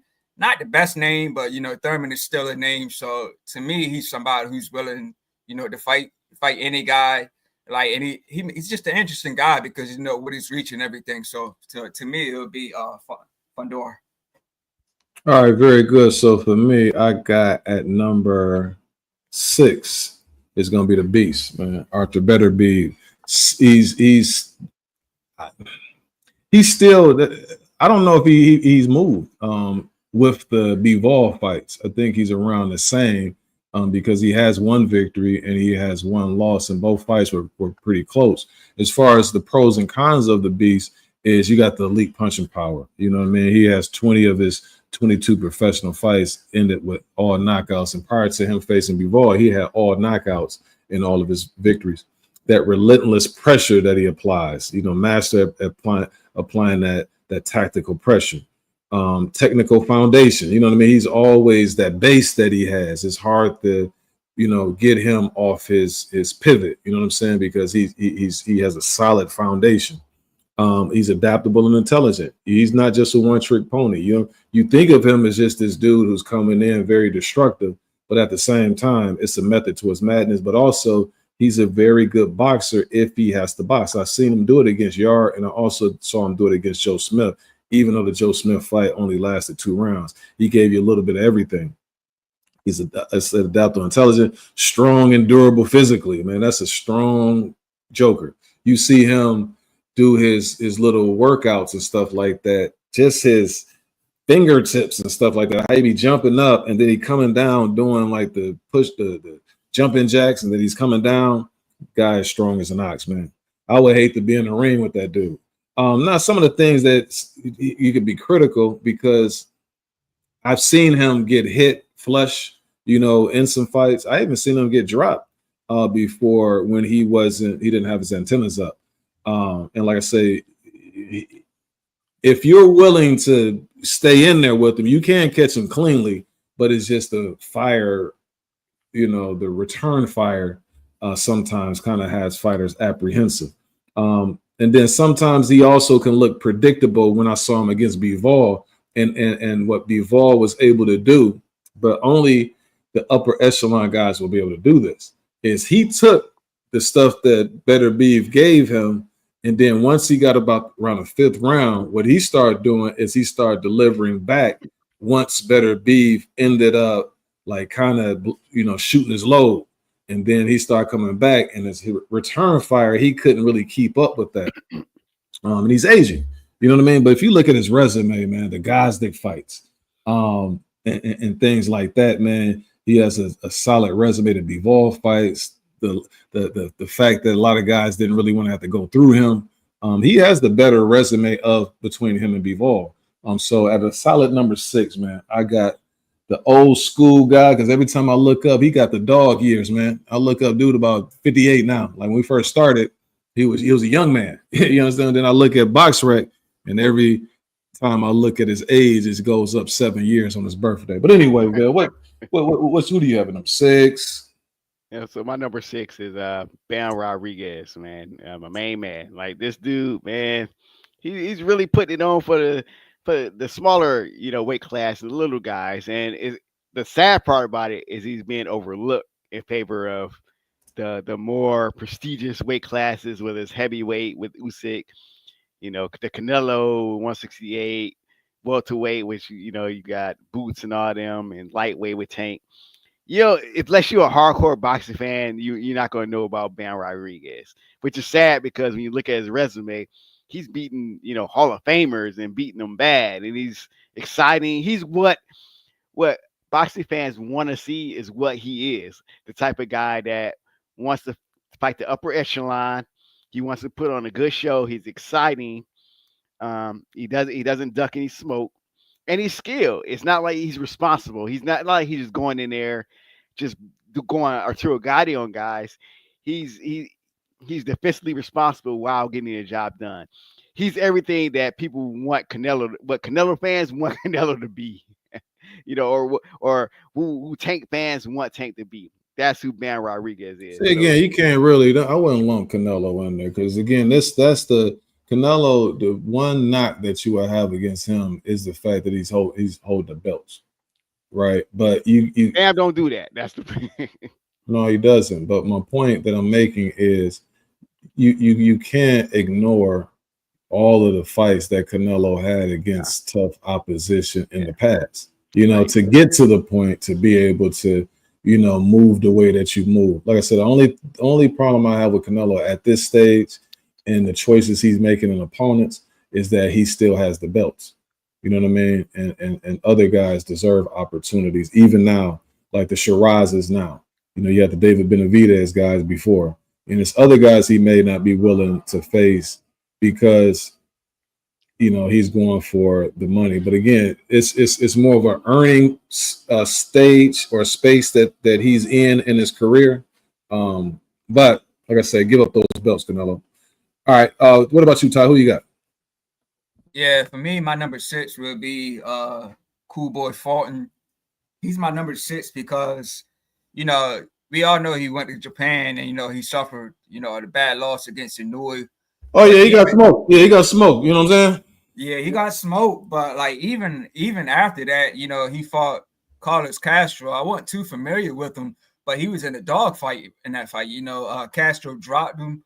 Cool Boy got up, kept his composure. He was landing bonds of his own. And, he ended up getting the decision. So then after that, he fights Brandon Figueroa, who a lot of people, thought he really lost the first fight. So, he jumped back in there with a tough opponent. And this time he made it easy. He beat Figueroa easily. And he did it in Timbs and jean shorts. You know what I'm saying? So now I'm hearing that he's going to be on a collision course with O'Shaquie Foster. And if that's true, you can argue that could be a fight of the year candidate. You know what I mean? Both guys, even though they're not power punchers, both guys are going to be throwing a lot of combinations. I think it'll be an entertaining fight all across the board. So for me, my number 6 is Cool Boy. I thought they were already set to fight. Okay, yeah, maybe they said. Yeah, I just recently read that, so I didn't know if it was like true or not. But when is that fight? I don't know. I just saw it. I just recently read it. So. There they go asking those questions, man. Use that Google, man, and you tell us. All right, now number 5, man. I got Bam. Oh, Bam. And I'm just gonna go over a few things because Bill, you said enough already. But I like the kid, man. He's dynamic. He's crafty, highly accurate, man. That ring IQ, aggressive without taking much damage, and he's a young superstar, young phenom. Only really criticism that I have of Bam is his questionable prep habits. Like sometimes I heard an interview where he was going to fight somebody and he was saying that he only like watches videos of his opponents on occasion. You know, he admitted that he relies like the natural flow of the fight. You know, that's gonna be preparation enough. And then also another time somebody told me that they saw him and they said he was chunky as I don't know what. So you got to be careful when it comes to those type of things. But as far as the talent, the angles and whatnot, the wanting to smoke with other top level guys, he's one of those young titans that a team has to be like, no, we may not want to make that fight right now. But as far as like wherever, like if anybody that's around his weight class, I know that young man is willing to step up and take on that smoke. The last thing I'm gonna say is this: is that the other thing that I like about Bam is that you see a separation. Like he's top 10 pound for pound. If he had the opportunity, he has the opportunity to be number one easily. Just given the opportunity to increase his resume. Like that's the only thing. Because when I see him, he's one of the few guys that he'll show you the separation between him and somebody skill wise. Like you're not on my level skill wise, right? And so you will see that I am a pound for pound caliber type fighter. I'm not just in the pound for pound because the criteria. I'm in there like the skills shoot off the screen when you see Bam Rodriguez, and that's what I appreciate about this kid. What about you, Vail? Who do you have at number 5? My number 5 is Arthur Bitterby. You said a lot about him. I mean, I agree with you. The guy is just, a rough and tough fighter. The only drawback is, he's getting up there in age, and we saw how that played out in a fight like with Bivol. But even then, it was still a close fight, and both the fights with Bivol were close. You could have him losing both or have him winning both, but neither of them were like definitive. Like, whoa, it just got outclassed. And I think that's important given the level of fighter. Plus, he has those victories over Gosdick and Callum Smith, Joe Smith. The way he beat them is like I'm gonna prove to you that you don't belong in this ring with me. Even though he doesn't come in there, he doesn't outwardly, verbally say that, have that attitude. But really, in that ring, it's like if you don't belong in the ring with a Arthur Bitterby, he's gonna show you don't belong in the ring with him, and he's gonna beat you down. And Bivol showed that I belong in that ring. So for that, my number 5 is Arthur Bitterby. Who you got, Todd? Yeah, my number 5 is the Mexican monster, David Benavidez. Fast guy, fast with them combinations, a lot of power, always watch you down. Resume is solid. You go back, he fought Kyron Davis, David Lemieux. He was a power puncher, but he blasted out David Lemieux in a few rounds. And of course, he ended up fighting Caleb Plant. He didn't get the stoppage, but Plant was a decent name. So that was a good fight. Then of course, he fights Demetrius Andrade. I do feel that that was just a little too late for Andrade, but Andrade was still a good opponent. Undefeated at the time. He was like, I believe 35, so he was a fresh 35. And yeah, you talking about Boo Boo Ennis? Nah, Andrade, Demetrius Andrade. Yeah, Boo Boo Ennis. You know what I'm saying? Oh, okay. Yeah, but Boots Andrade. Is he talking about? Oh, okay. Yeah. But still, like Benavidez did to him what nobody else did. Andrade put up a good fight, but Benavidez' pressure, his power was just too much, and he ended up getting stopped. Andrade hasn't even fought since that fight. You know what I mean? So, and then he moves up to 175. He takes on a legit opponent in Glasgow. He passed that test. And of course, he fought David Morrell. David Morrell, not a lot of experience under his belt as a pro, but he was still, a decent guy, a lot of power. And, he beat him. And now he's on a collision course with Anthony Yarde. So to me, David Benavidez, he shows he's a guy, he's willing to take on the best. Like I said, like all fans like to see this guy fight. He's got power, he's got combinations, he's fast. So to me, it's definitely David Benavidez. Yeah, for me at number 4, I got old Monster Inoue. Monster, as far as the accomplishments, he's won belts in several different weight classes. I'll start with him as far as the cons are concerned, and the reason why some people have him number 1, some people have him number 2, some people have him number 3. he's starting to show to me a little bit more lapses in his defense. He's showed the vulnerability to the left hook, and sometimes with his offense, he can become kind of impatient and then also complacent as well. Now I know the schoolboy or cool boy fight, that was like his last master class that he had. But again, that's like 2 years ago, and we've seen him look a little vulnerable in a couple of fights recently. He also, to me, at these higher weights, he's showing, some potential issues. You know what I mean? And that MJ fight is going to tell me a lot. But MJ really doesn't have a win against a high level guy at the pro level. He just seems to be a guy who's going to be tough to beat just based on the talent that he has. And then also just the lack of American market presence as well. Not to say that has to be something that gets you on a pound for pound list. I'm just saying in terms of him maximizing the talent that he has and being so high on a pound for pound list. Now, as far as the pros, exceptional punching power, man. He has that Felix Trinidad-ish kind of left hook. Pretty good ring intelligence, vicious body puncher. And then he also has exceptional finishing ability. And then I also like his balance as well. Like he's never really off balance. But again, he's just been a little bit vulnerable when it comes to those left hooks. His last opponent was attempting to do that. Like that's all he was throwing was the left hook. It was kind of like Roy Jones against Montel Griffin. Like he just kept trying to catch him with the left. And he was a feisty little joker that the monster had to deal with. But then he's also a seamless combination puncher. You know what I mean? And then also, like I said, with his accomplishments, he has to be top 5 just based on his accomplishments, his talent. Like I said, he's just shown a little bit more susceptibility at the higher weights. And I can't put him over the guys who haven't seemed to be as susceptible, the ones that are in my top 3. So at solid number 4, I got the monster, a new one.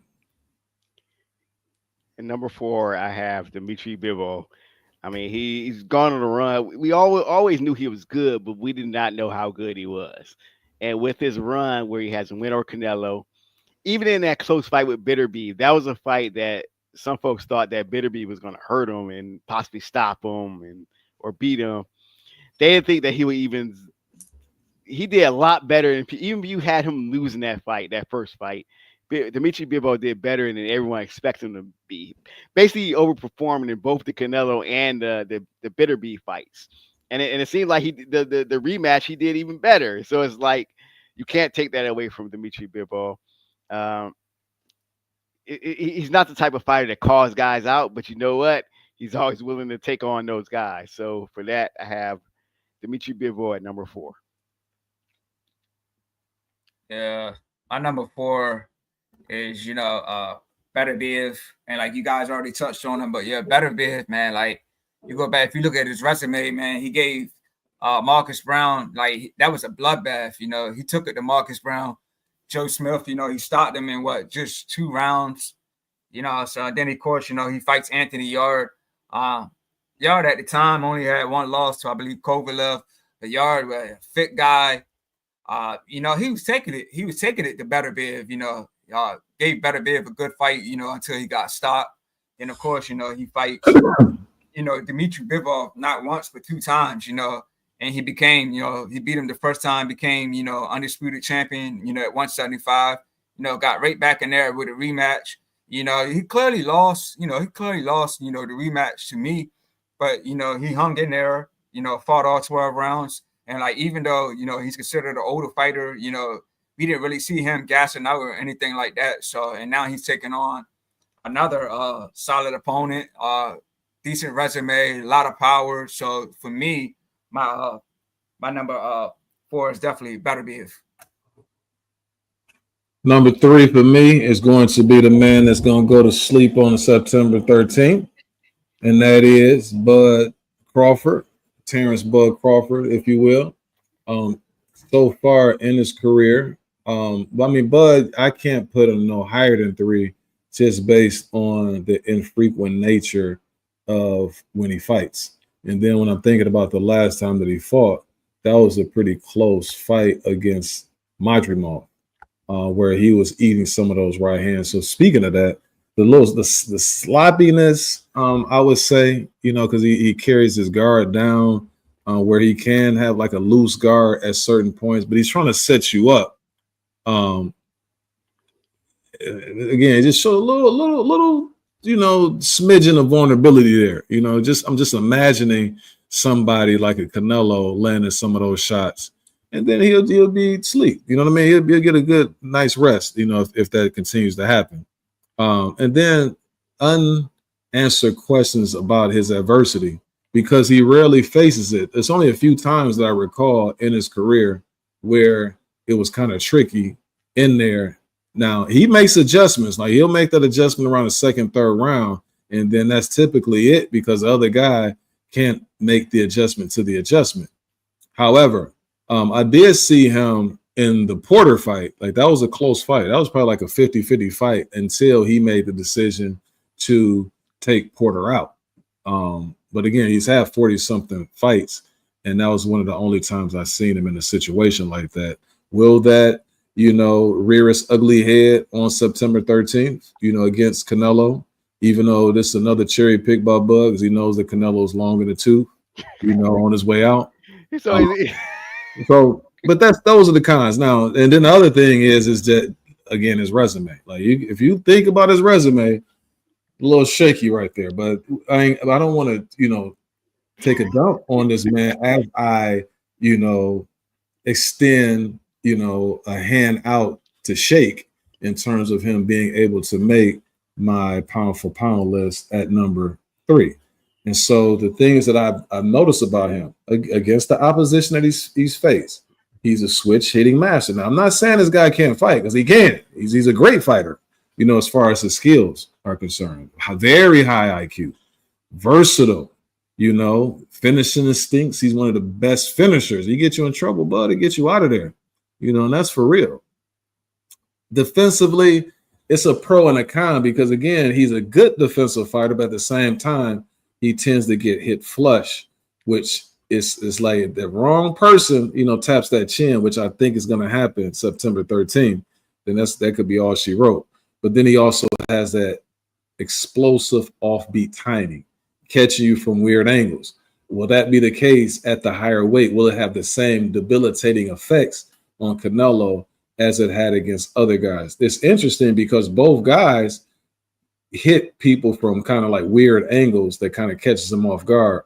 So we'll see. It's just that Canelo's been fighting at the heavier weight for so long that he may not be as impacted, if he gets clipped by Bud with one of those weird type of shots. And then he also has a strong jab, which he displayed against Errol Spence. That right-handed jab had Spence in all kind of trouble. He could not get out of the way. So that's Bud, man. If he was more active, I probably would have him at number 2, but he's just not as active. And then the last time I saw him, that was a pretty close fight against Israel Madrimov. My number 2, I'll talk about him when it's that time. So who do you have at number 2? At number 3, Bill? And my number 3 is Naoli Inoue, the monster. The dude puts combinations together like, man, no other today, right now. The only one is probably Bam. The dude's an offensive beast, hurting dudes, man. He's like in his 4th weight class, still doing and still knocking dudes out in his 4th weight class, knocking them out, not having these close fights, taking them out. So he's going to take on MJ, next. So he wants the smoke too. He had a stretch where he was just taking on some less than stellar opposition the last 2 or 3 fights. But he's gonna do it, So for that, my number 3 is the monster Inoue. What up, Ty? What you got? Yeah, my number 3 is definitely the Dream, Devin Haney. Haney, man, you can't argue. This guy takes on anybody and everybody, man. This guy beat Kambosos, went to Kambosos' hometown in Australia, beat him, then went back over there for the rematch and beat him again, beat him even more convincingly in the rematch. After that, he fights on, you know, the Matrix Lomachenko. You know, this guy got the best footwork, maybe a little older, but he was still a dangerous fighter, got the best footwork, those punches and bunches, still always those combinations. Very close fight, but, you know, he came out with the W. Then he went on to, you know, fight Regis Prograis, 140 champion. He moves up a weight class, and he just easily beat Prograis, man. Prograis looked like he didn't know what to do with Haney in that ring. He looked like an amateur compared to Haney. And this is, like I said, he jumped up a weight class and beat the champion. So, of course, then, you know, he fights Ryan Garcia, you know, another good fighter. But, you know, after the fact, you know, Garcia gets popped for PEDs. But still, Ryan Garcia was a decent name. Next fight, he fought Ramirez. But that's the fight that, you know, nobody really liked. But Haney, you know, just moving around the whole time. But, you know, he had to touch that chin, you know, coming off that Ryan Garcia loss. So, but he did what he had to do, you know, to get the W, and he came up victorious. And now he's moving up another weight division to fight on the champion, Brian Norman Jr. That's a dangerous fight, you know, especially you know, for the first fight in that division. But he's showing he's willing to take on anybody. So hats off to him, man. So for me, it's definitely Devin Haney. Yes, sir. Blaze said, I can respect Bud for being third. Activity weighed heavily in your criteria. Yeah, definitely. Like I said, had he been more active, he definitely would be number 2 on my pound for pound list, because I can't see the other guys beating him if they were the same size, you know, based on what I've seen from Bud throughout his career. But just that inactivity, I got to give props and credit to those who, especially more recently, like my Jamal fight was last year, I want to say in August, maybe. And then since then, you've had Bivol, who's my number 2, fighting like one of the biggest monsters in the sport, you know. So I have to, you know, weigh heavily on that. Now, as far as your rankings is concerned, Ty, Shelton kind of disagrees because he's saying that Norman is going to stop that boy. And he said that boy, you know what I'm saying? Not the boy, that boy. All right. Yeah, well, he ain't did it yet, so I'm just letting him know what he said. You know, you gotta, you know, let because I can't wait to hear what Shelton has to say in a second. When he get him on, we got one more Shelton. Then I'm gonna go ahead and let you cook on old Tanky Tank. Now, also, so for me at number 2, I got that man that you see on the screen right there, Dimitri Bivol. Man, elite boxer, fundamentals, one of the best jabs in boxing, if not the best jab in boxing. Exceptional defense, supreme composure and IQ in the ring. To be able to stand in there with a monster, with a beast like Arthur Beterbiev, and not, you know, crumble, not fold at any point. Because there were times when Beterbiev would land some stuff. He had him hurt a couple of times in that first fight, you know, but he always kept his composure, man. Outstanding endurance. He had to have the endurance to be able to go through. Nobody was ever able to go through all 12 rounds with Arthur Beterbiev, and he did that. And matter of fact, in the second fight, he was more stationary. It's like, I'm not doing all this moving. You know what I mean? You're going to have to catch some of these hands too. As far as he does things. So if I had a con for Dimitri Bivol, it would be probably knockout power, right? That might be a little bit of a now he has enough power to keep you at bay. Like, you're not going to be running up on him. Also, he can be kind of cautious at times. He wasn't necessarily that way with Beterbiev because he couldn't. But some of the other guys that he's faced, who I thought that if he, you know, like pushed the issue a little bit more, he could have got him out of there. But he was more like low risk, you know, I got the win, not putting myself in danger type style that he implemented. And he can be limited offensively too. It's just that the stuff that he does works so well that he's just going to keep doing what it is that he needs to do. Very, you know, he's like a robot in there, man. And then lastly, he's kind of an infrequent body puncher. I rarely see him go to the body. And I can't even say, because I used to think, will he have like a vulnerability to like intense pressure? But he passed that with all marks in that second fight against Arthur Beterbiev. And then you think about his resume, 2 fights with Arthur Beterbiev, and then Canelo, who tried to cherry pick him, and the cherry pick went wrong. And he probably did Canelo the worst I ever seen anybody do Canelo. So he's solid, man.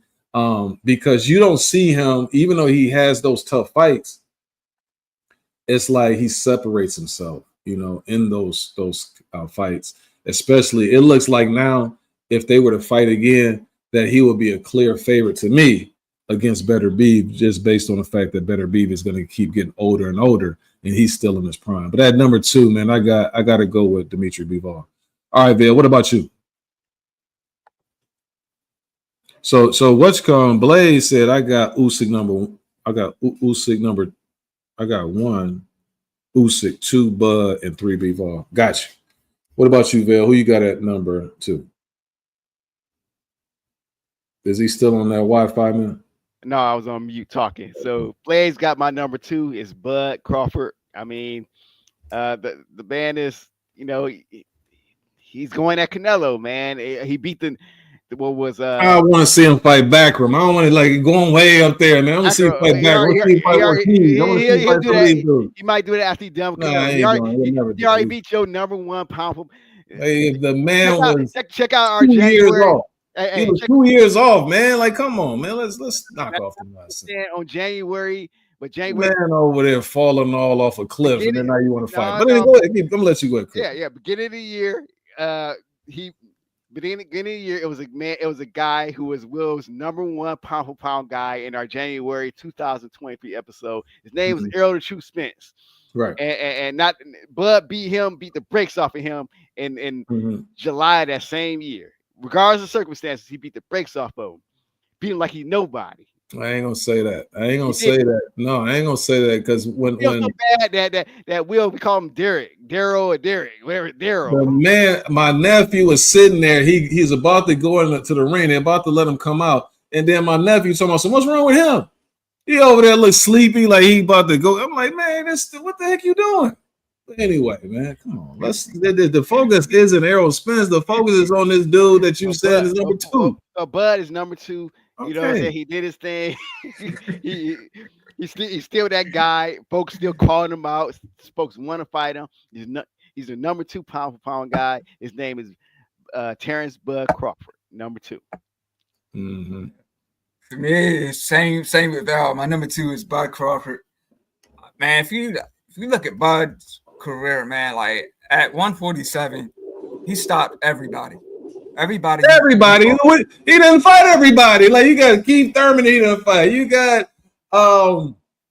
Danny Garcia didn't fight. They all were ducking him. Beat him 2 times in the amateurs. He keeps signing with Bob Arum. He talking about he beat her. Yeah, he beat everybody. They were ducking him. Oh my God.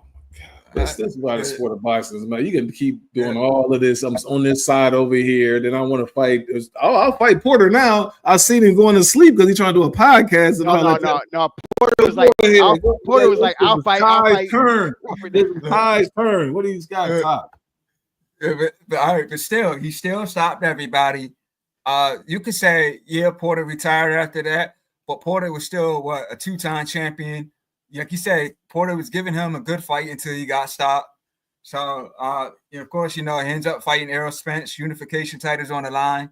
He beat Spence. Spence hasn't fought in 2 years since that. Spence hasn't returned to the ring since that. You get your first loss and you ain't returned to the ring. So, of course, he moves up to 154. He fights a champion in Madrimov. Didn't look. He gave Madrimov. I wouldn't say he looked the best. He got caught flush, some of those rounds. But still, this guy's a champion. This guy's a champion in his weight class. Like, he didn't take no tune-up, no nothing like that. He jumped right in there with a champion. He got the W.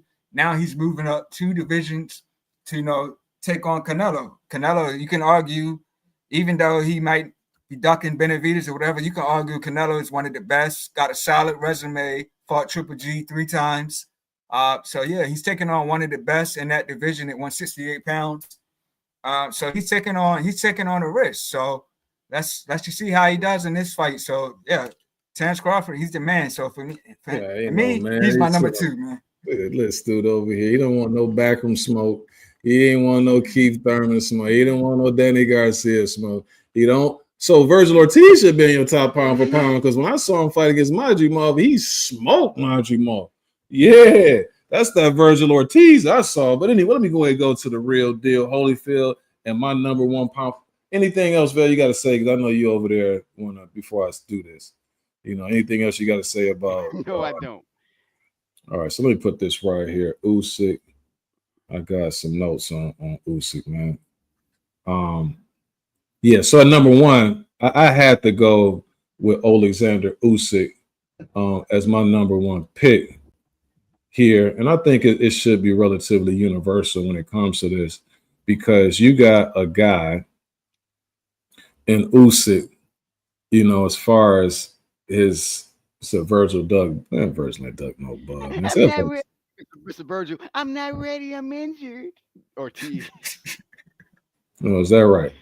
Y'all gonna do my boy like that? Y'all gonna lie on him? I got a blood disease. Wow, the man has a documented. Man, I hope. Hopefully, what's the name of that? Like when you your medical stuff, like you can get sued for that. Bill. That's the views and opinions of Bill. I ain't say anything about your medical, my guy. Now, with that being said, this guy right here, Usyk, I think universally will say that he's the number one guy because of his exceptional boxing IQ. And the main thing that I noticed with Usyk is that footwork.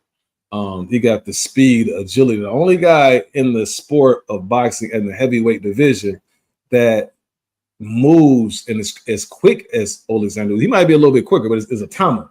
Very young guy, but he doesn't have the ring IQ just yet. Southpaw advantage as well.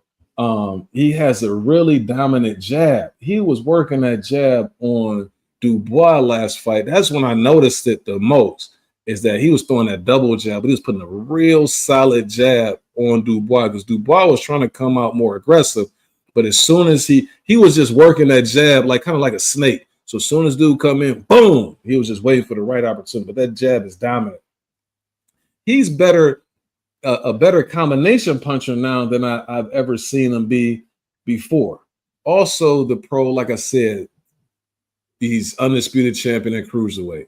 Comes up fighting these bigger guys. I had no idea that Alexander Usyk was going to be able to produce how he's producing in the heavyweight division, because when he was moving up, that's when you had the Deontay Wilder reign, you had the Fury reign, you had AJ lingering around there. Then AJ ended up getting the belts.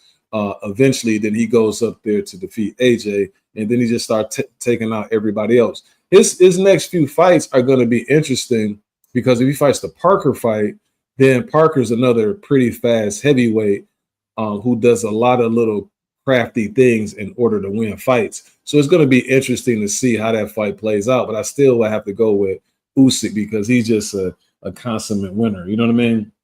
If there were any cons that I would say as far as vulnerability, it would be just the vulnerability of his body. The Dubois fight, he got hit with a body shot. And then if you look at, there's clips of him getting hit with body shots, and you can tell that he didn't like some of those shots. And so that would be my only thing. And I was surprised that Dubois, that wasn't the first thing that he was trying to do. But I think he got kind of caught up once he was getting hit with those heavy jabs. But, with his resume, willingness to fight people, not just fighting dudes when they long in the tooth like my number 3 guy, not just waiting until the right opportunity and to fight somebody. No, this dude wants all the smoke, man. So I got to go with him at number 1. Solid guy, very good for the sport. And he's getting handsomely rewarded now, like the way things should flow. You put in the work, and then you go ahead and get paid. You understand what I'm saying? First, you get the money, then you get the power, and now he has the respect. So number 1, I got Alexander Usyk. What say you, Vale? Who you got? Number 1 is Usyk, man, the man on the screen.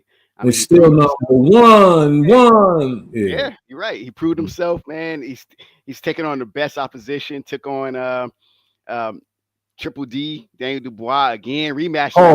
After everybody, no. After everybody was saying that Dubois should have won. He hit him with the body shot. You know what I'm saying? And Dubois was on this run where he was, building himself back up as a opponent for Usyk. And Usyk still beat him even worse than he did the first fight. So Usyk beating all the guys at heavyweight, got Fury on his resume twice, Joshua on his resume twice. Even when he was at cruiserweight, when he had all the belts, we knew he was a pound for pound type of guy, but we No, didn't I know. did. No, I ain't know we. You Well, did. I did. Mhm. Well, I didn't know that he would ascend to this much as a heavyweight. Even when he fought, was it Dillian White? The first fight was That's that. that's the hate right there. Somebody beat him like his daddy. I'm listening. I'm just going through the He kind comments. of did, but but that first fight at heavyweight, he kind of looked like, man, I don't know, he's gonna struggle a little bit, and he figured it out, and that's the mark of a pound for pound level fighter. And when Mhm. folks say, hey, a heavyweight guy can't be a pound for pound number one and blah blah blah, Usyk to me proves otherwise because he's someone who's basically a cruiserweight beating up on heavyweights like they're nothing. So No, my number one guy. a heavyweight can be pound for pound. You've seen the list that we had in 1980, like had Larry Holmes. Yeah, Larry Because Holmes, Ali, those guys are pound for pound level talent regardless. If Ali fought with the same skill, speed, all that as a middleweight, as a welterweight, you know what I'm saying? So that's why I kind of don't agree with that. The only thing I agree with when they say that is that sometimes heavyweights can lack some as a whole. I'm not saying particular ones, but as a whole, sometimes they have periods where they lack some skill. Um, but no, man, it's not like that. If you have somebody who's mowing through their competition and you got a solid, you know, list of fighters that you're facing, I can go through the heavyweight division and recall several guys. Lennox Lewis was at one point when he was at his best. You had to have him in the pound for pound rankings. You had guys, even Fury a couple of years ago, that you can put him in a list based on some of the things that he accomplished. But prior to that, you had to have Ali in your pound for pound rankings. That was a non-negotiable, man. You got guys like, let me see, who else? Holyfield, you had to have in your pound for pound rankings. I would assume for a short period that you could have had Foreman in your pound for pound rankings, but he just lost the title so quickly that I don't know if he was actually in there. But some of those guys, they too dominant, they too cold, man. You got they good enough, right? So let's knock off the nonsense where people talk about, you can't have a heavyweight in there because you can have heavyweights in there. But anyway, Ty, what do you got, man? What's your last one? Yeah, same with you guys, man. My uno is Usyk. And I mean, this guy moved up from cruiserweight and jumped into the big division, and now he's sitting on top of the throne as the undisputed heavyweight champion of the division. I'm saying beat, like you guys already cleared it up, beat Anthony Joshua back to back, beat Fury back to back. Dubois, like Val was saying, a lot of people were saying, that fight was questionable, with the Lobo and whatnot. But, he rematched Dubois, and look what happened. Had Dubois looking confused, Dubois got up at the end of the count and walked to the corner. Like, he didn't want it. You know what I mean? He was out. He didn't want it, man. He didn't want that smoke. So, yeah, Usyk is definitely, the uno. And of course, even when he beat AJ in a rematch, we haven't really seen AJ get out of character too much. But what did AJ do in that rematch? Like, he was upset. He threw the bets down. So, like, man, yeah, Usyk is the guy, man. The only thing I'm concerned with is his age. He's getting up there, but he still looked fresh. He still looked sharp. When he fought Dubois, still got his speed, moves like a middleweight. So, yeah, Usyk is definitely the number one pound for pound guy in my book. Right now, as we speak, right now, you know what I'm saying? Certainly appreciate you folks with your top 10 pound for pound list. I know if you were listening, man, you know my list was the best list. Like, I had the guys on there, man. You understand what I'm saying? I heard your list, man. You was Joe on point. dear. You was on point there for a minute, but you lost me with the fighting guys when they old, when he 4 years older than the dude and all that. So we gonna leave that out. We got the good fella, back over there. He's from like that South Central area, and they back in the day they used to say he once was a thug from around the way. What's going on, Sheldon? What's up with you? What's up, man? Yeah, I just I heard you, man. Your list, all y'all list was pretty much right on point. It's just yours went a little backwards when you got to talk about fighting dudes when they long in the tooth, and this dude is 4 years older than the other dude. So I don't understand that. But anyway, I can explain, sir. It's easy, man. I can No, tell you. your explain don't make no sense. How can Canelo be long in the tooth when the dude he's fighting is 4 years older than him? Okay. It doesn't make any sense. Can I answer? Can I answer? I'm gonna give you Yeah, I'm listening. I want make sense of that. I got several scenarios to give you, right? So for one, right now, I would think that even though, well, I ain't even gonna say because I don't want you to misinterpret what I'm saying. Sometimes some guys in their career, they are able to stay at a higher level than others. For instance, Roy Jones kind of teetered down in his career where Bernard Hopkins was still competitive at a high level. And then Roy Jones' career started going down and he wasn't the same Roy Jones, right? Canelo has been fighting since he was like 14, 15, and then he's been fighting these high profile fights against bigger dudes. So that's going to have a little bit more wear and tear on you as opposed to somebody who fights once a year, somebody who's fighting smaller guys. You understand what I'm saying? So that's a little bit different there, sir. Somebody who doesn't have as much punishment, doesn't have as much, wear and tear on the body. You see, because I'm fighting these. Then maybe, and Val, maybe you can echo this for me. Maybe Canelo shouldn't have took the damn fight. No, it's not that he shouldn't take the fight because Canelo's a warrior. You see. Well, I mean, if you were, but you sitting up here, you his number one cheerleader sitting up here talking about all the wear and tear he got. If he that battered, maybe he shouldn't have took the fight. No, because Canelo says this. He says that Turkey, you presented this opportunity for me. If it's this amount of dollars, then I'll be willing to fight Godzilla for you, Turkey. You see, that's 150 million. He's supposed to take it. 150 million. He's supposed to take it. Unless it's David Benavidez. 50 million. Bud is supposed to take it. But check this out. This is what you got to understand about this fight, right? For Crawford, and then we're gonna get off this subject if that's what y'all want to do. But for Crawford, it ain't even about the $50 million. It's not about his fans. It's not about none of that.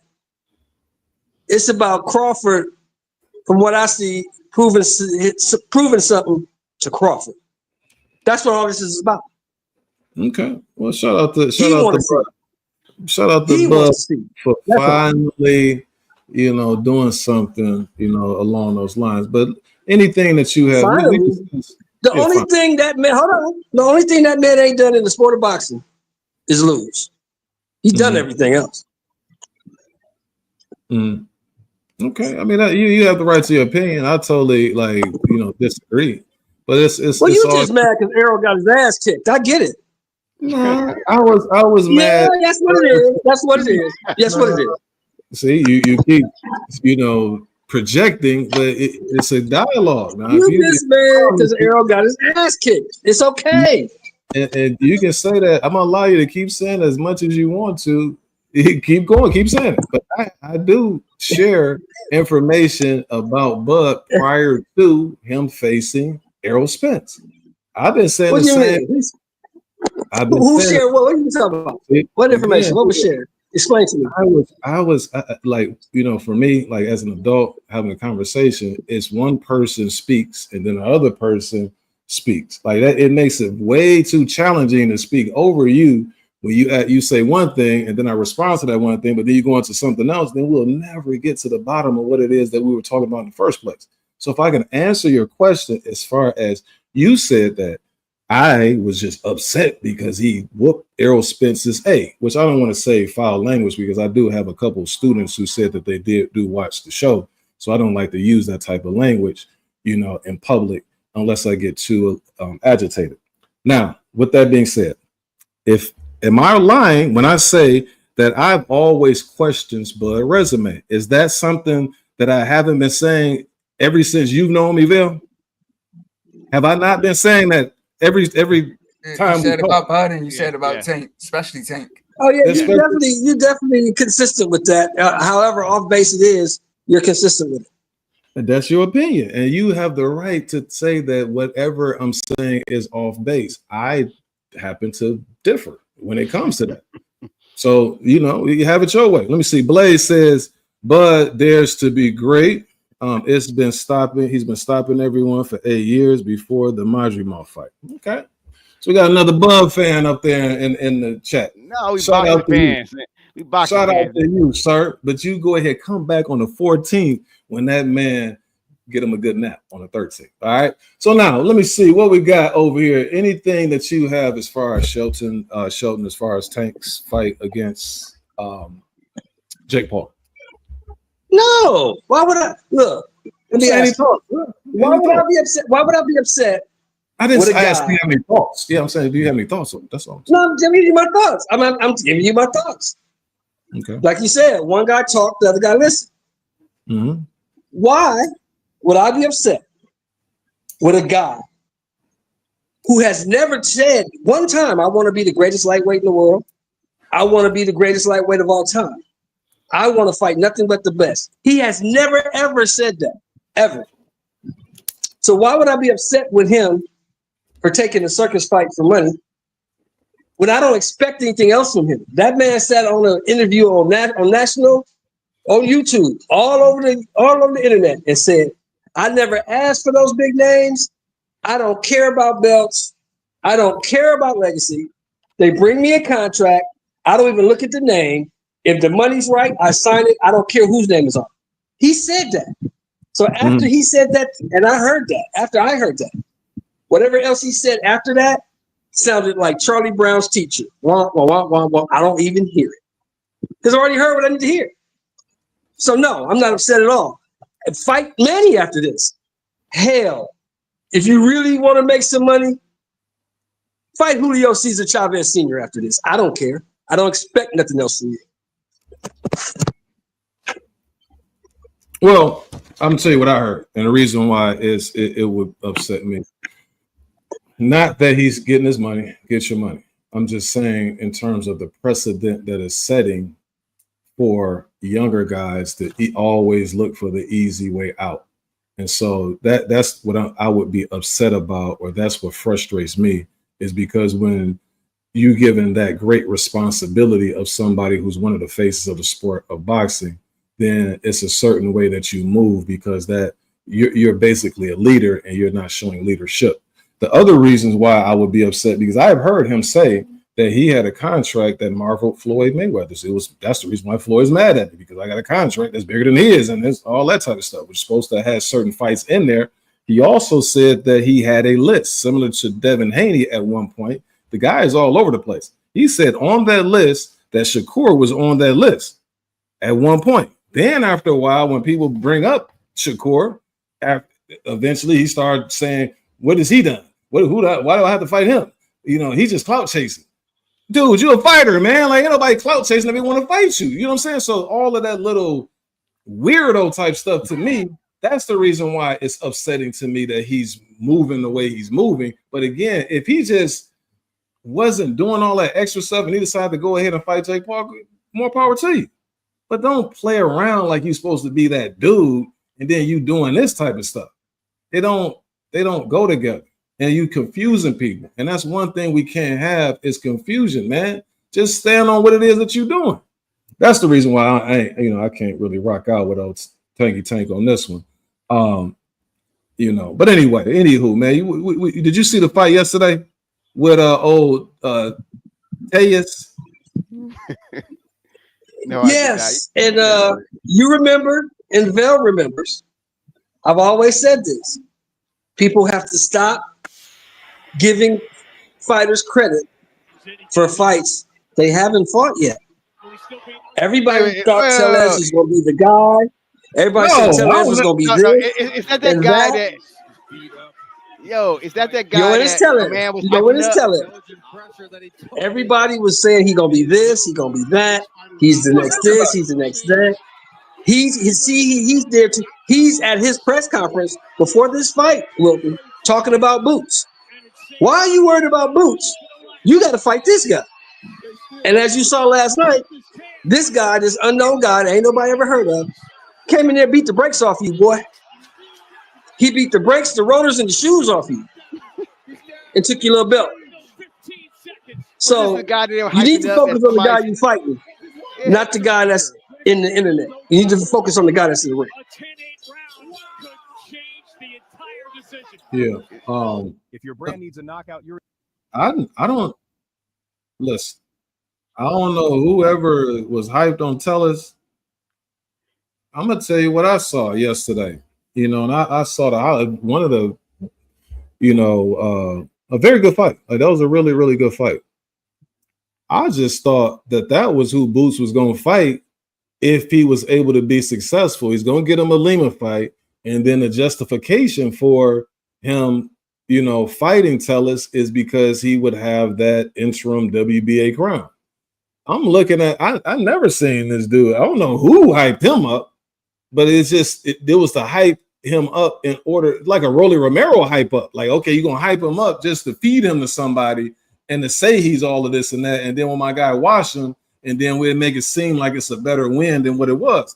All I got out of that fight is that this is going to be Boots' next opponent. Like after he beat up on him, then he going to justify fighting this dude, Abbas, and saying that he's going to win that WBA interim belt.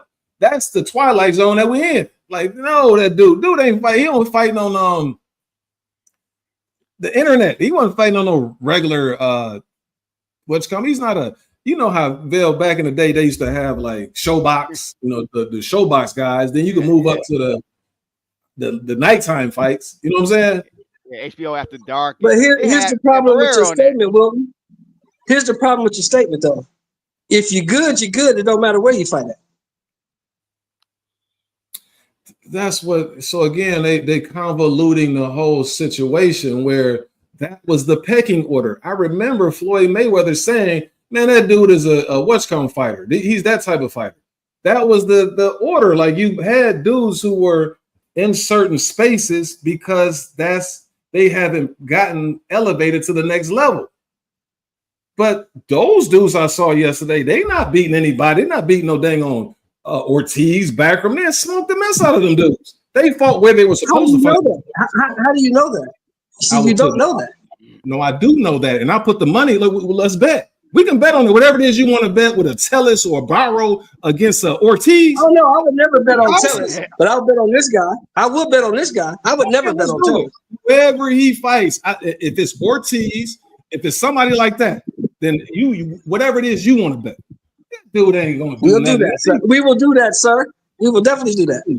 Did you think anything of Tellus fellas before this fight? Was he something that you was hyped up on? Somebody? No, but somebody was hyping him up. I try to remember who it was. It might have been somebody in the comment section that was saying that Tellus would beat, this guy and that guy, like he would beat Boots and all them. I'm trying to figure out who that was, and my memory. I don't think it was Tellus. It was somebody else that they was mentioning. It's a guy that's at 147. The Cuban School of Boxing. Man, dude ain't doing nothing, man. He ain't doing nothing, but he's a Rolly Romero. You understand what I'm saying? They're gonna try to hype him up, and then they're gonna put somebody in there to put him to sleep, man. So as far as the boxing news again, let's go ahead and discuss, man. Your boy Ika Biabuchi, he was back in the ring looking like Larry Holmes, and then he talking about after the fight he want Usyk, man. Did you see Ika Biabuchi, man? No, I don't. I don't pay attention to Ike. Good wins. I don't have any desire. Yeah, I have desire to see him.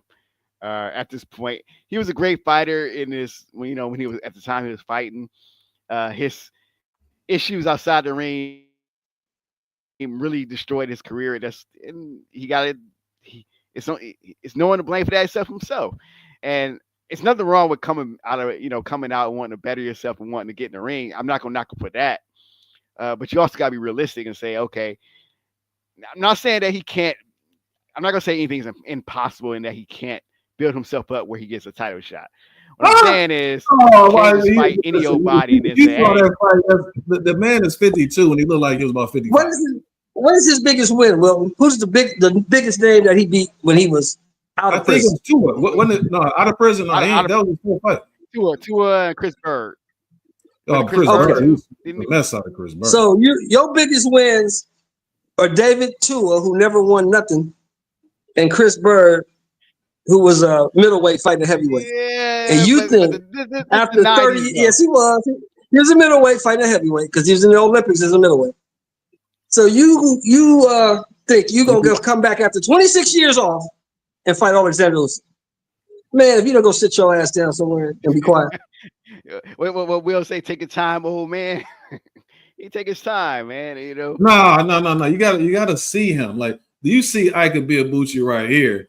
He looks like an old man. Like I'm saying, like he's like a 52-year-old man who's out there fighting, who throwing punches periodically. You know what I'm saying? Like, hey, you got to see the fight, and it's only like a small, like you know how they had like the shorts, but it's a long short of what it is that I saw, and he looked pretty bad, man. It ain't no he give him this amount of fights and then no. If there's an old man like Grandpa Tour, he might be able to get in that. But this right here, what you saw, no, I thought Ike was that dude. Like he was very much of a threat. You know what I mean? Because he threw punches all day. Like the stuff that you seeing, he was able to fight like this with Tua. I think that was like one of the most landed punches or thrown punches in a professional heavyweight fight at the time. Like them dudes was going at it. Chris Bird, I gave him credit for that because Bird ended up beating Klitschko, or at least he outlasted Klitschko, and Klitschko hurt his arm. But you know, he put him to sleep. You know what I mean? He solved that puzzle that a lot of dudes couldn't solve. But yeah, Ike at that time, like you see this Ike, yeah, he would, you know, be cause of concern for some of the guys. But right now, it just seemed like he's trying to hustle. You know what I'm saying? You ever see somebody like on the corner, they be trying to hustle, you know what I'm saying? Like I got this and I got that. And then no, I want to fight Usyk. No, you might want to work Usyk corner. You know what I'm saying? You want to give him some water or something like that. The man got out of prison. So how about this? How about this, Will? How about this, Will? Let's do a compromise. You might want to hold a water bottle with a spit bucket, but you don't really want to get in the ring. How about compromise? How about Ike versus Jake Paul? Nah, let him fight Oliver McCall. He had 2 fights earlier this year. He can fight. There you go. Because he want the bag, but you might as well fight somebody your age, man. I think you might as well fight Oliver McCall or somebody like that. I think this is what I think that you guys are not hearing what I'm saying. The man looks like a grandfather. Like I'm saying, like his, you know, somebody arms and stuff like that be kind of flabby in the back. Like that's how he look, man. This is not the same. Wilton, do you know how old Oliver McCall is? That's a good fight for him. That's a good fight for Ike. Like I'm saying, he just fought twice this year and he fought last year. So he's an active old guy. He might as well just fight him. All right, man. Take a look at him, man. But anyway, let's go ahead and move forward, because y'all boys, you know, talk a whole bunch during y'all pound for pounds. You know what I'm saying? That it's getting kind of late. But this week, what we found out is that Canelo is getting some elite sparring in preparation for old Crawford, who I think that regardless, he's gonna put him to sleep anyway. But this is just putting icing on the cake. He got Boots Ennis and coming to camp with him.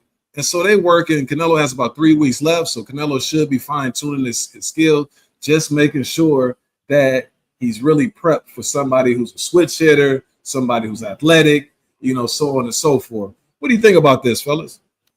Yeah, I might have to consider my pick now. I gotta think about it now, because even though Jerron ain't gonna help you.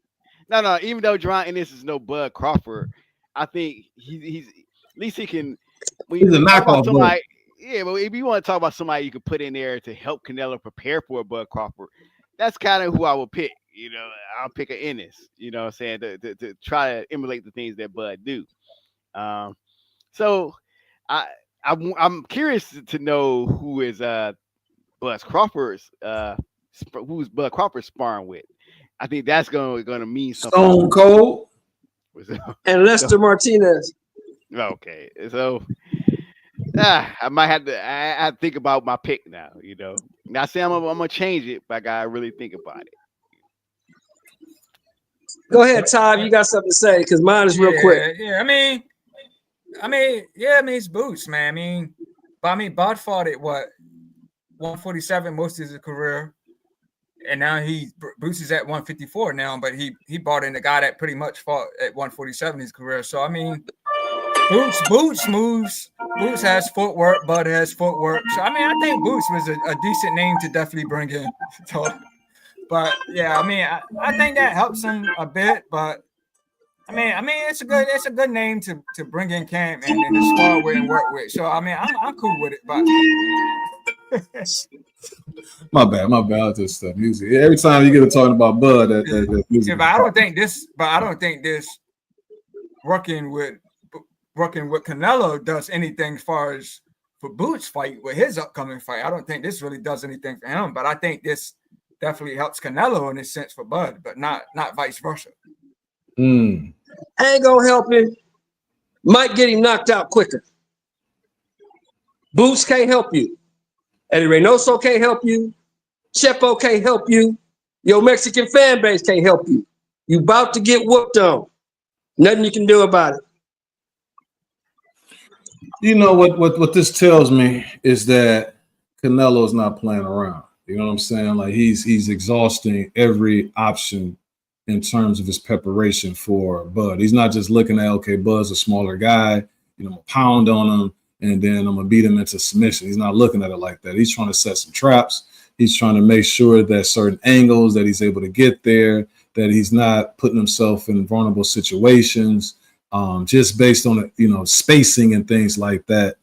Because again, there's similarities to each guy, but you know, they are different as well. And so kudos to Canelo, you know, for having Boots come into his camp, right? What this also tells me too, though, is that I think Boots think that this is a flex, that he is, you know, working with Canelo. Now, here's the deal, Boots. You got to really be thinking about this through before you do this type of thing. It's not a flex, because I don't know any dude who is that dude who's going to a camp with somebody that you will potentially want to fight. You know what I'm saying? Like, I would think in my mind that ultimately one day I want the Canelo fight. So I'm not going to go to camp with you. I'm trying to get ready so I can whoop on you.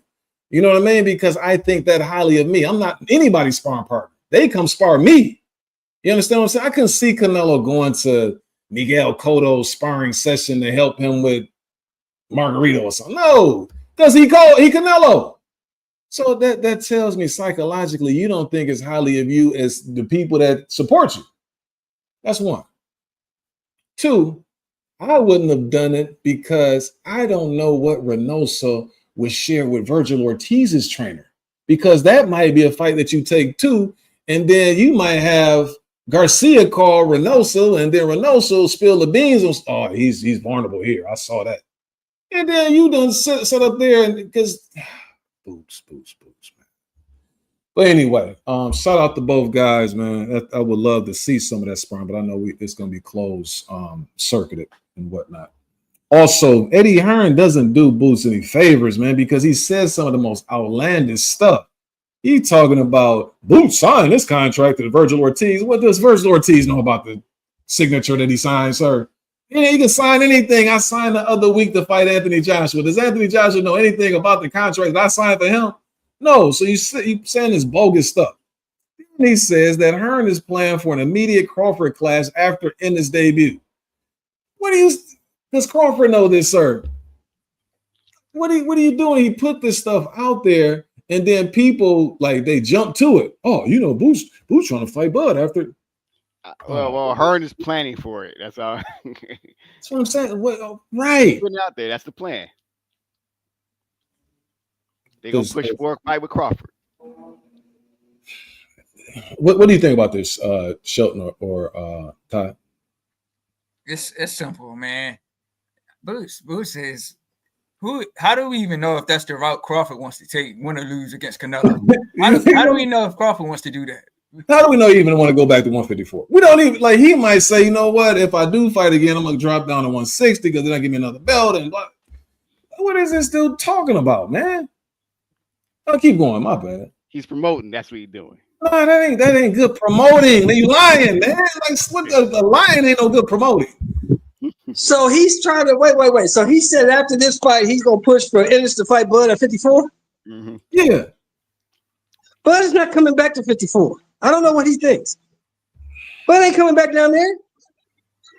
I truly believe, this is just my belief. Now, I could be dead ass wrong.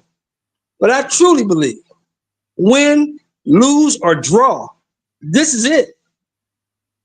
I think this is it. At 38, this is it. It could be.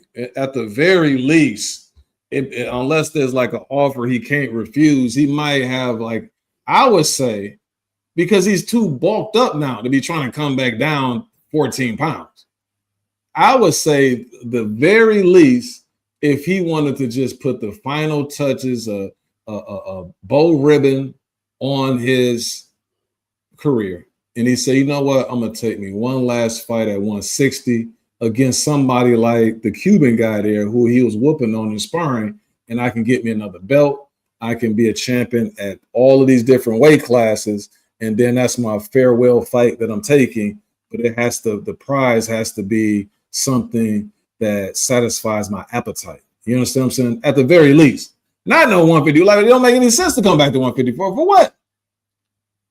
This guy right here, man. Sometimes, again, he's convoluting Boots because Boots is already all over the place. They have to have a concrete plan for Boots that's obtainable, that's doable, a vision for him that's realistic.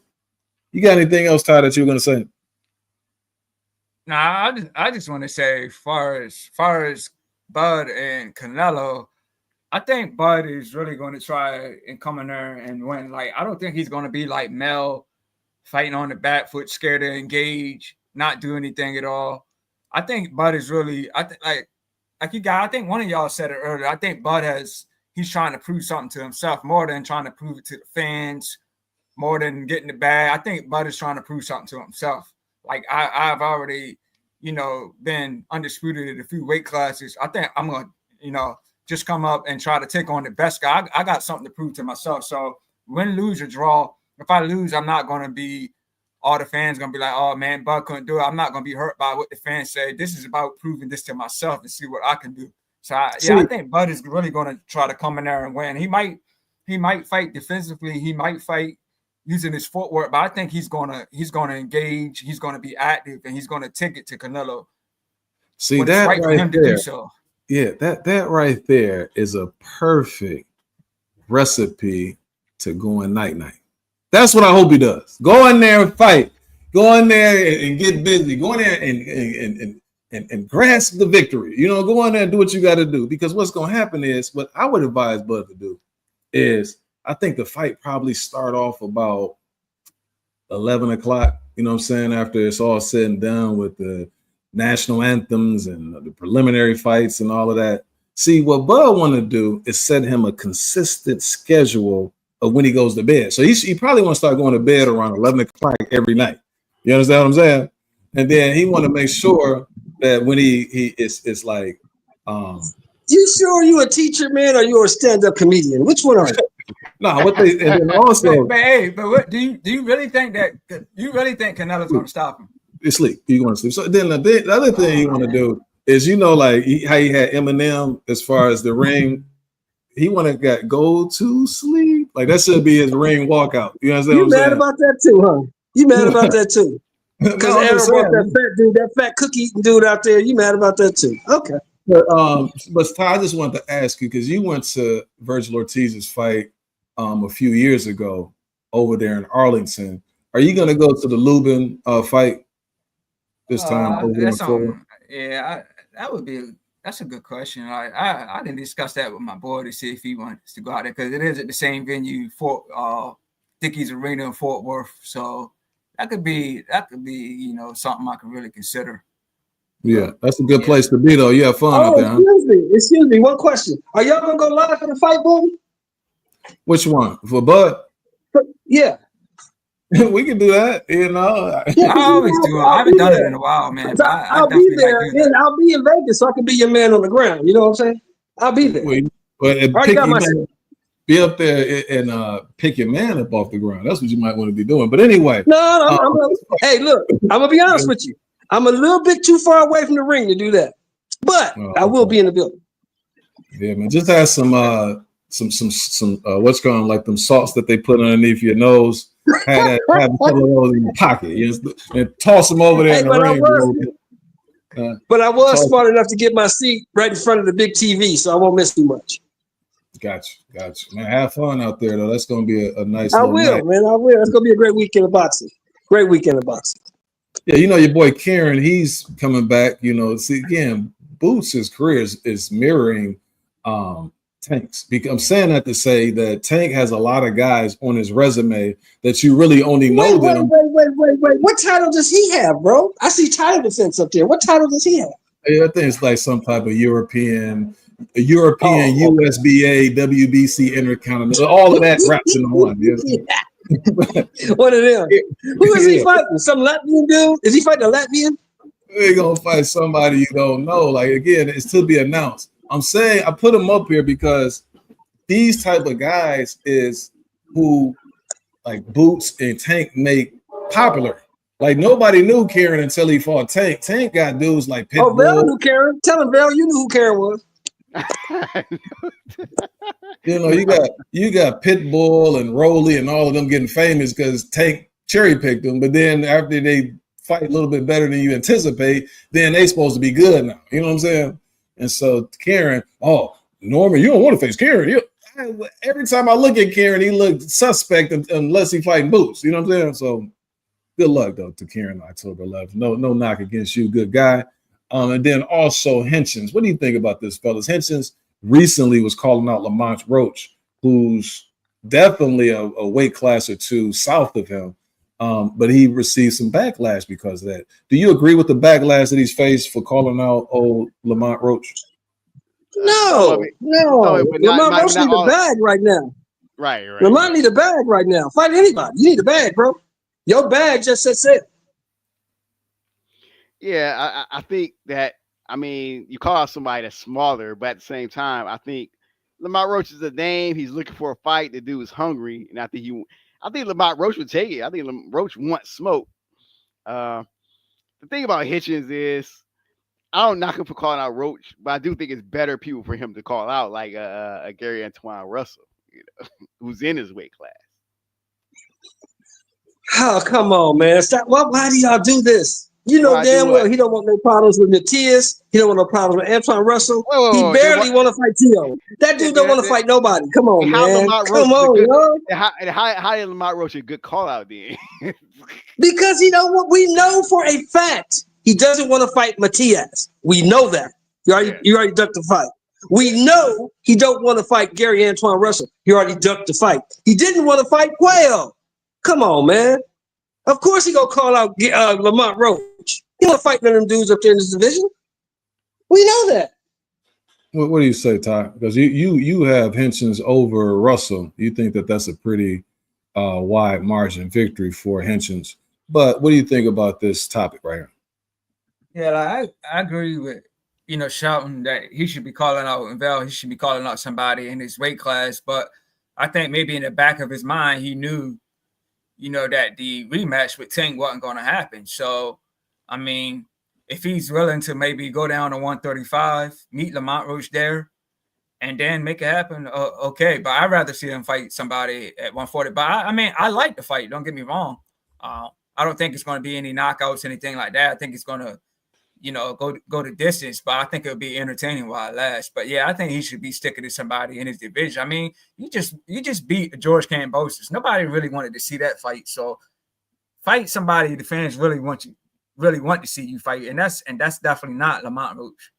There lies the problem in the sport of boxing, is that guy you see with the mic in his hand. Everything that he has been doing is really having a deleterious effect on the sport. Again, you got another guy who, what you said, Sheldon, he seems to be reluctant on facing Matias. Obviously, he's reluctant on facing Matias.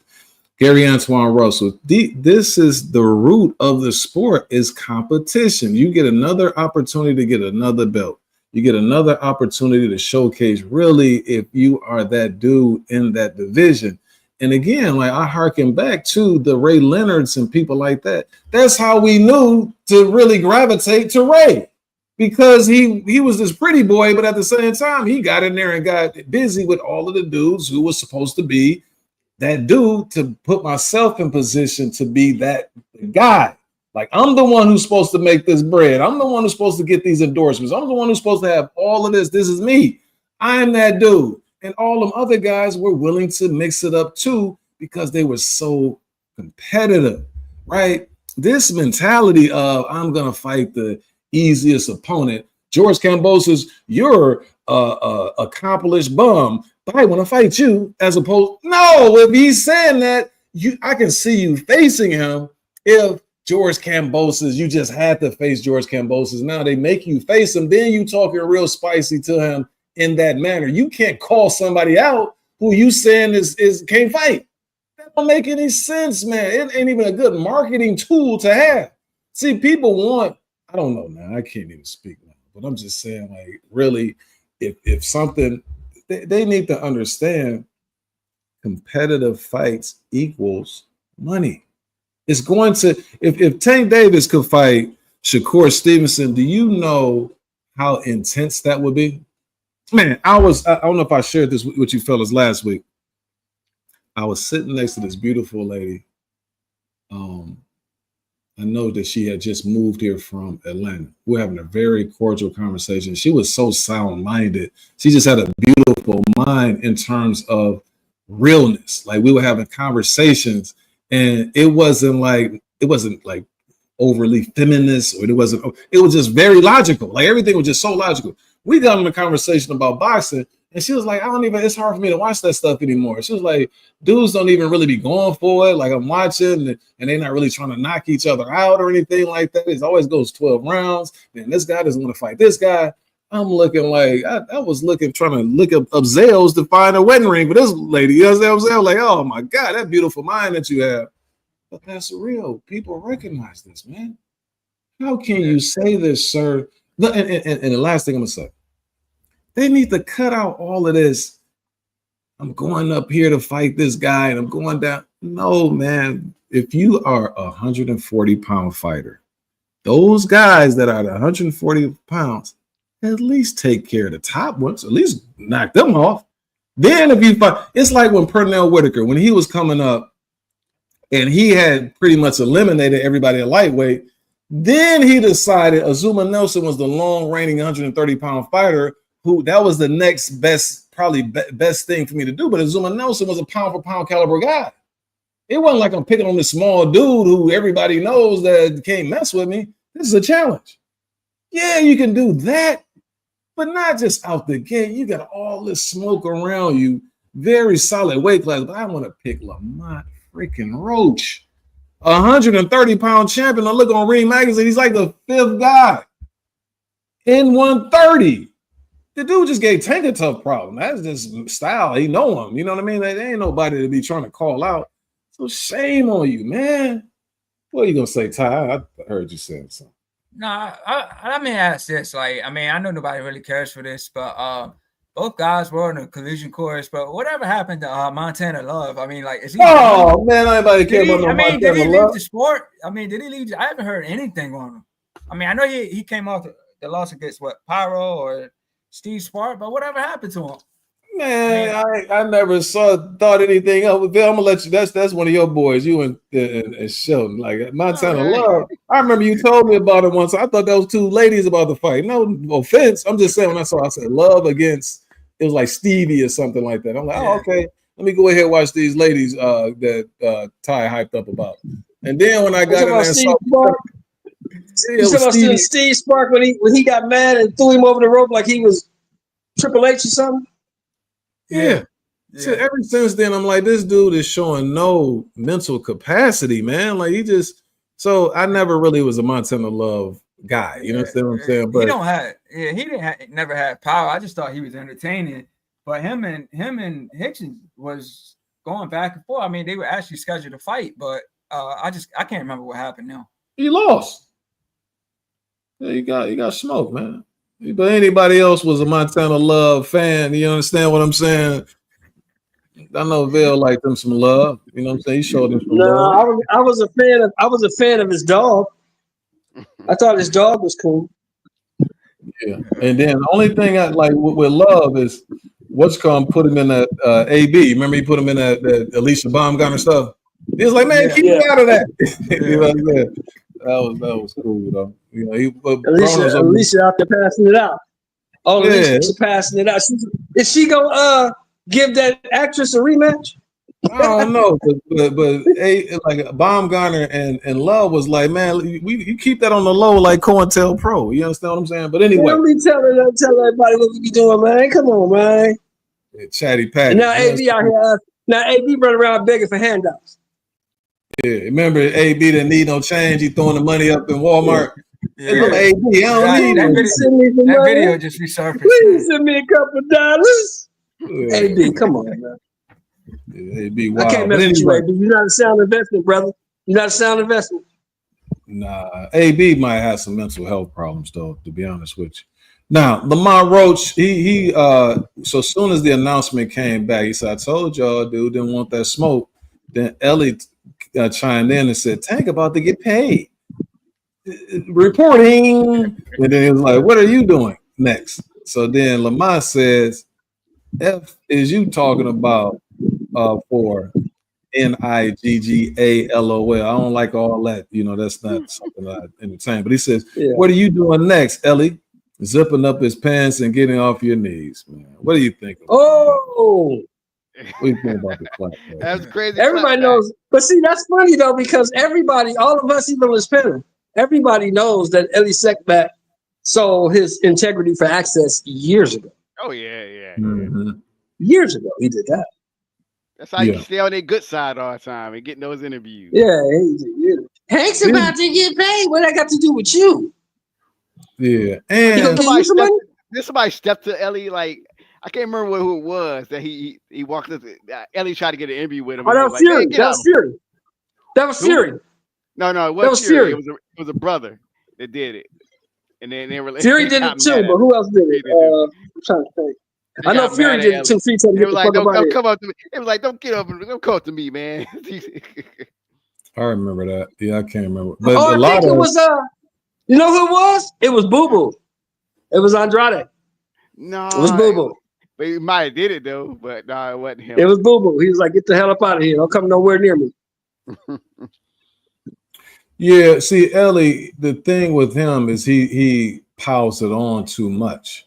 You know, I can see that you supporting this particular guy, but then he'll throw shots at other. See, these are the dudes that's murkying up the sport. I would say some other names, but it's a couple channels that are high profile in terms of like the numbers that they do, and they get a lot of interviews. I hate the fact that I wish those interviews would go to more solid foundational people that don't pander to them, and then also who don't do things that really adversely impact the sport because they are spewing some nonsense. When I heard the other day when Tank had made that fight with Jake Paul, and I saw two channels. One was saying, well, Muhammad Ali had him an exhibition fight, and they kept trying to justify what Tank was doing. And yeah, I saw that. I saw that. My God, how many guys did Muhammad Ali fight? You know, at that time, like he was every time he's fighting the best fighters, but more importantly, Muhammad Ali would do that and still fight about 4 times a year. Like he'll have an exhibition, but then he'll go over here. And if you look at like 76, 77, Ali was fighting like 4 times. And that's when he had those. Here's a fun fact for you, Will. Muhammad Ali was the undisputed heavyweight champion of the world in 1977. He defended the heavyweight championship 7 times. In 1977? That's what I'm saying. Now, we know he way past it in 77, am I right? He way over the hill. Yeah. Still fought 7 times. So come on, man. You can't even put Tank in the same sentence with Muhammad Ali. You can't. As far as like the amount of times that they were fighting, and then also just competition. Like Ali, remember when Foreman, he ended up having to postpone the fight. Ali was mad. He's like, well, can they bring Norton over here? Can they bring Frazier over here? But he still wants some competition. You know what I'm saying? Yeah, exactly. Yeah, you can't compare the two. But yeah, but I was gonna say this about Ellie. Like Ellie does stuff like he's not doing what they do, but he'll do this. oh, Tank has to be the number one pound for pound guy, and then he's saying it like as a matter of fact. Yeah, Tank. Oh, you gotta have Tank, and then maybe Canelo. Canelo's the only guy that could possibly, surpass him. But right now, it has to be Tank. His resume is this. He'd be like, dude, stop it, man. Like, I know that's your guy, but at the same time, don't do that. Like, don't be lying and stuff like that, murking up the sport. Then what you start doing is you start reading posts, and then other dudes be like, yeah, Tank the number one pound for pound guy. They heard from Ellie, you know what I'm saying? Like, so that'd be nonsense. Anything else you guys have outside of that, man? I just want to say this, man. I interact with questions, always talking about Bud going to sleep, and it's been 50-50, you know what I'm saying, ever since I posted it. And I think that now that Boots is in his camp, that it'll go up exponentially. So you should see about either 80-90% Bud going to sleep. And so that's going to be Bud on the 13th. And also there's him right there getting some little. You see him right there, Bill? Hey, look, this all I got to say to you, brother. We don't need you having no date or no sudden appointment or nothing like that on the 14th of September, okay? We don't want you doing none of that. You know how that go, Bill. Oh, I'm sick, fellas. I can't make it on the 14th. Oh, I'm busy.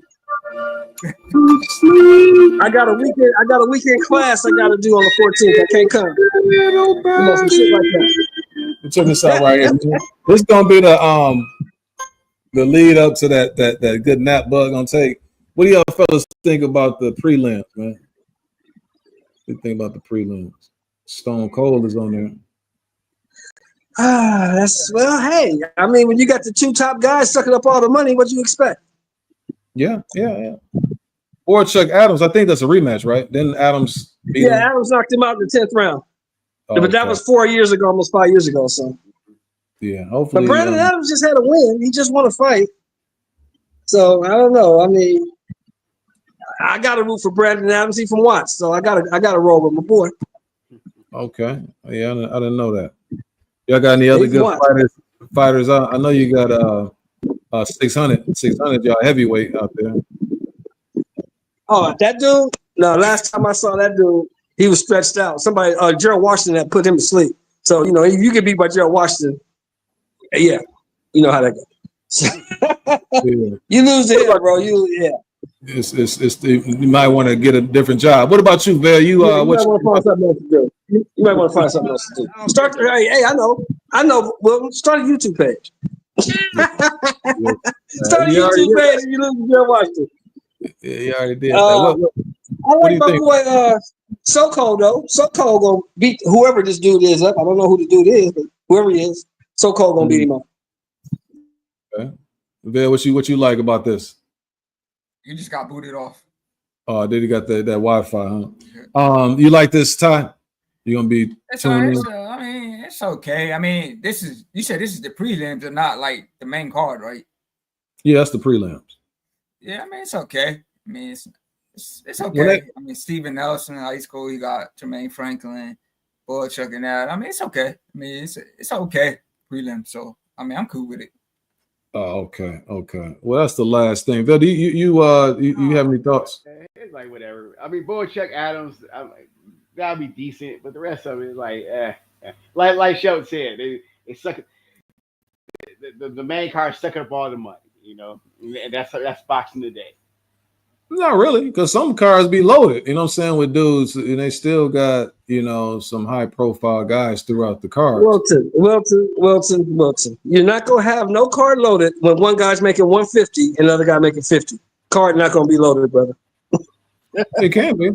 Yeah, it can. When you got an endless amount of money, you know what I'm saying, like the Saudis do, it could. Yeah, but they're losing money to pay these boxers. They're not making any money. They're just doing it just to do it. You never listened to the Turkey interview, did you? Don't matter. No, it does. See, that's the thing. You can't be in darkness and then you saying that something doesn't. I'm just spending money because I like boxing. Yeah, okay, all right. Did you listen to the interview? So you just said something that he totally didn't say. No, what he said was, Mel, what he's trying to tell you is he said he doesn't care about the money because it's not his money. Right. Whose money is it? got to look at the interview, sir. That's what I'm saying. The king or whoever's the monarch over there, whoever the ruling family is, it's their money. It's not his money. You got to listen to. You can't run away from information. You can't be in darkness and then you making these allegations. So the goal. So in other words, the solution is to. If boxing doesn't need to make money, it just need people with money that's willing to waste it. That's something no. Put it this way. Let me explain it to him. Mm-hmm. Do you remember? Oh, you weren't around, but in 1975, that dude, what was his name over there in Zaire? He was killing everybody. You talking about the dictator? Idi Amin. Idi Amin. The dictator was killing everybody. He was trying to cover that up from the world because he was killing all his enemies, anybody who disagreed with him, anybody who was a different religion, anybody he didn't like. He was just killing people. So to cover that up and make it look like Zaire was this great place, what did he do? He put $10 million together and said, I'm going to give Foreman $5 million and I'm going to give Muhammad Ali $5 million. Come over here and stage a fight. That's the same thing the Saudis are doing. They're trying to distract you from all the atrocities they're committing over there. Because, you know, there's still some people over there in slavery, over there in Saudi Arabia. They don't want you to see that. They want you to think that Saudi is this great place that's all about freedom and sport. So they do shit like this. So that's just it's not about boxing. They don't care about boxing. They care about their image to the world. That's why they're spending all this money. Well, that's the views and opinion of Sheldon. Wilton Henry doesn't necessarily share those sentiments, but I will say this, is that they do have the means to do damn near whatever it is they want to do. All right, so that's going to be it, fellas. Any last thing that you fellas want to share before we go ahead and go to Vale's favorite part? That's like it's my segment or something. Go ahead. You speaking for yourself. Anybody else with all of the topics that we discussed? We done with this shit. Sorry about that. We done with this. Go ahead.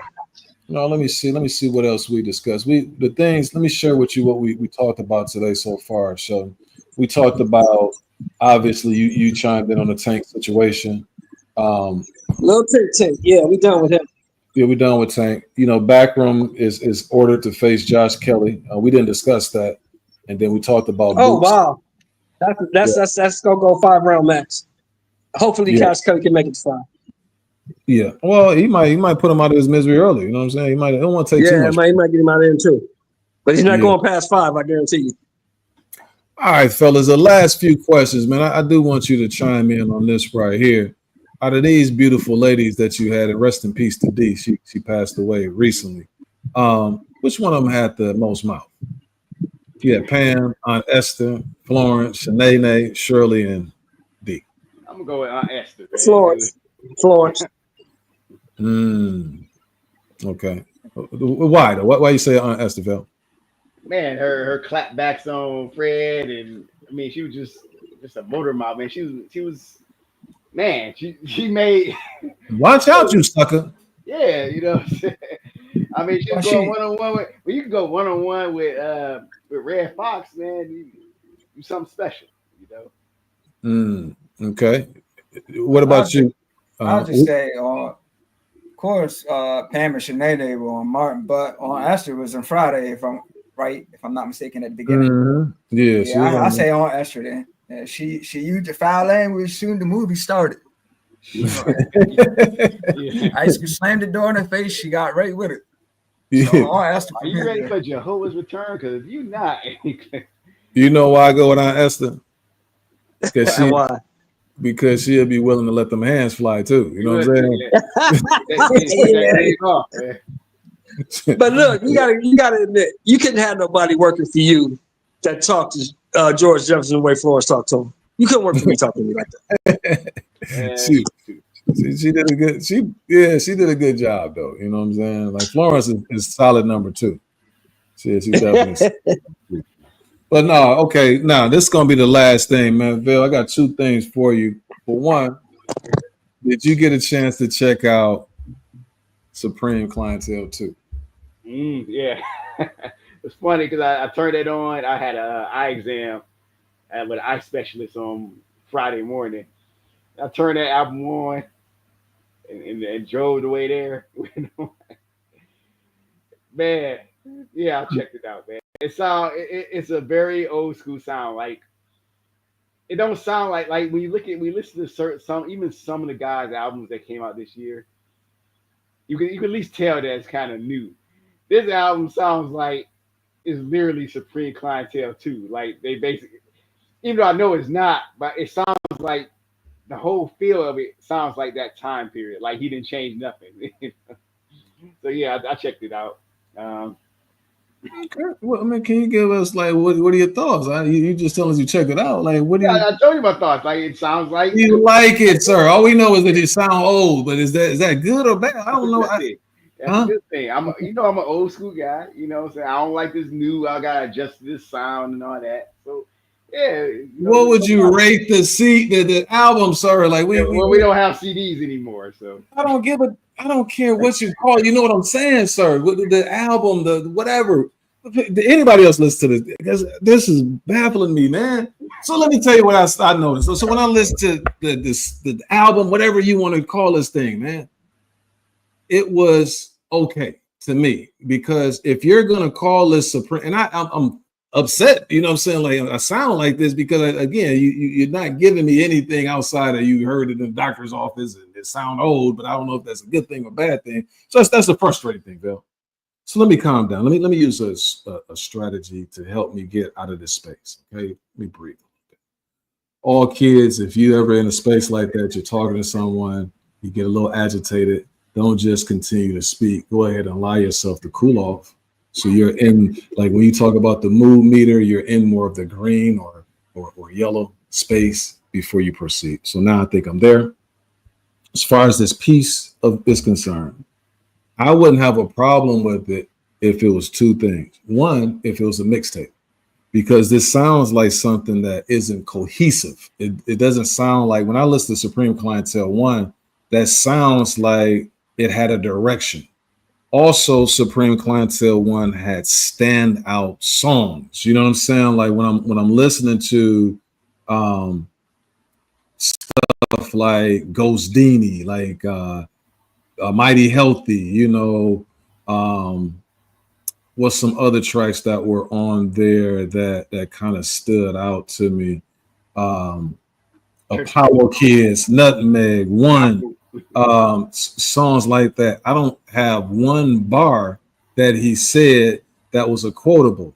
Like when on the one track on Mighty Healthy, when he says he rocks mics like Ted Koppel. Like I don't get none of that on this piece.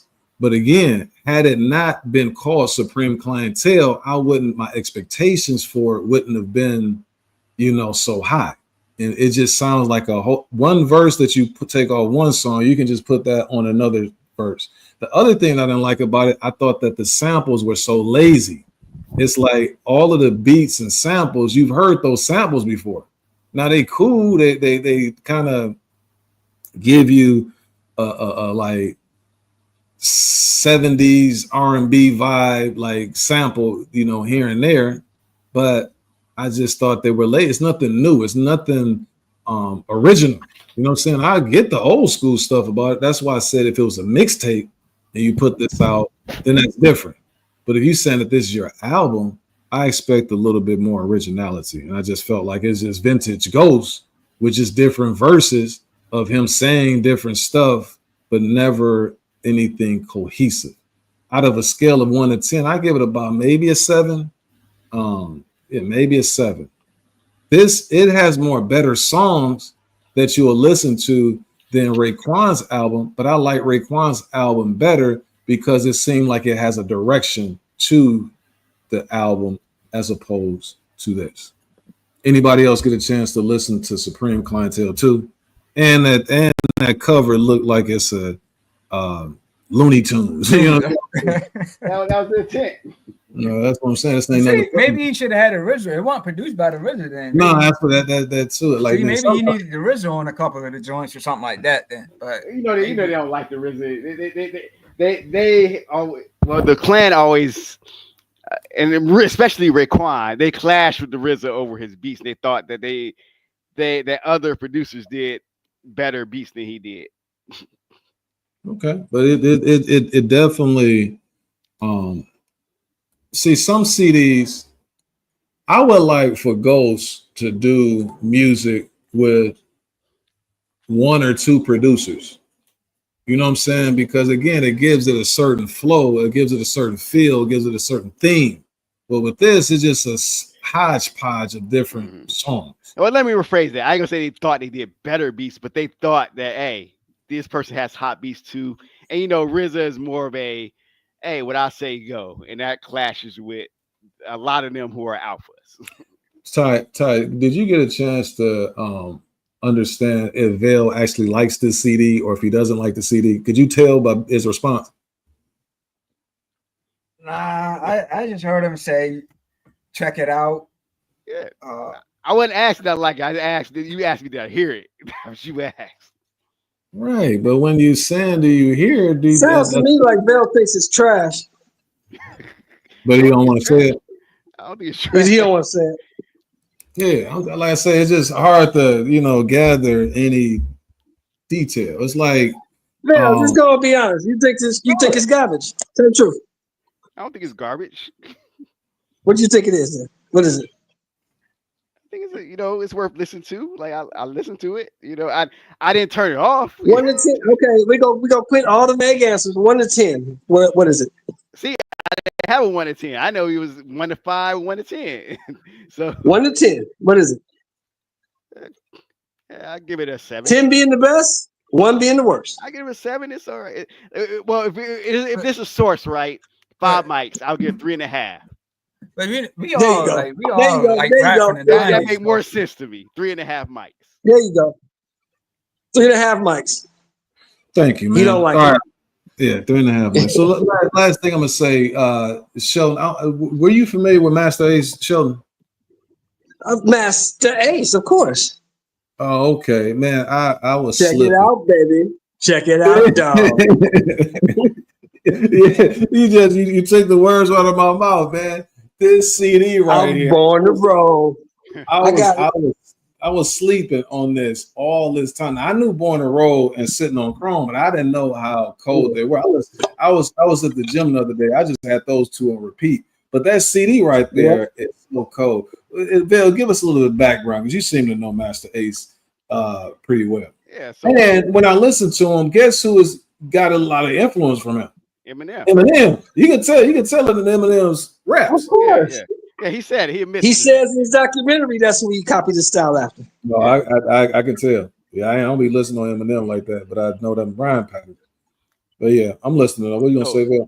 So this album, this actually came out after Slaughterhouse. And the thing with Master Ace is I feel like he was one of those underrated, MCs that didn't get his due. Like he wasn't, even though he was underrated, he wasn't really the standout in the Juice Crew because they had all these like just great rappers. You had Kane, you had, Coogee Rap. We had all these guys, Intelligent Hoodlum. We had these guys, man, and then you had Master Ace. But what I liked about Ace is he's consistent and he was willing to alter himself and change and not change too much.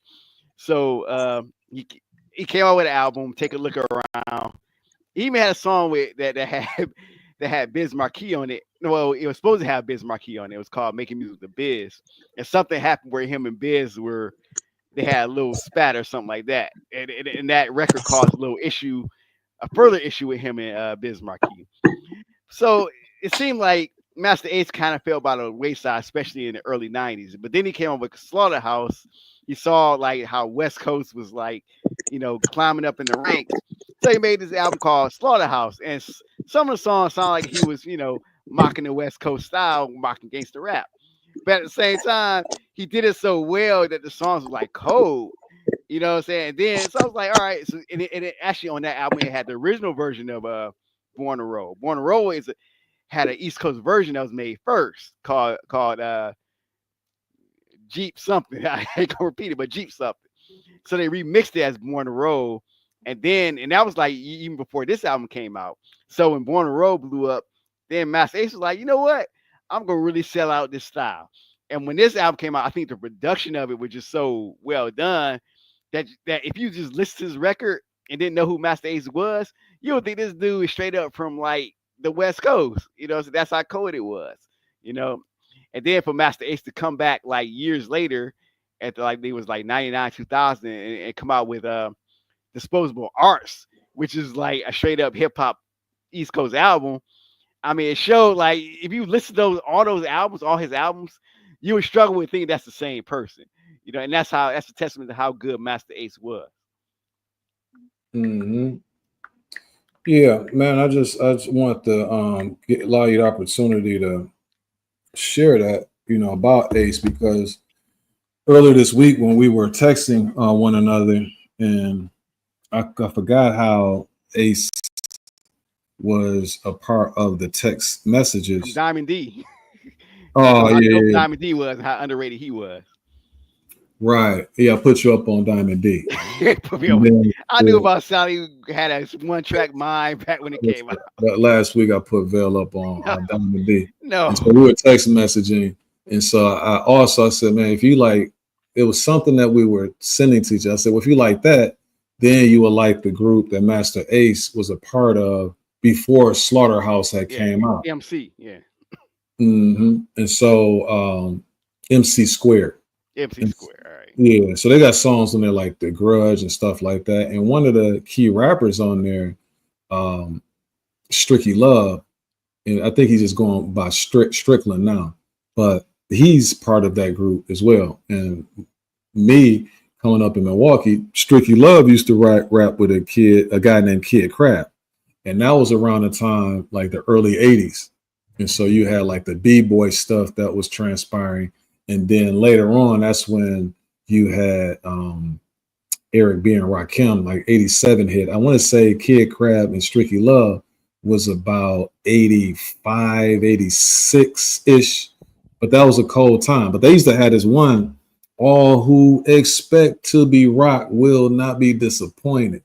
This mic, I control it and hold it. I must be double jointed and appointed and something, your ruler.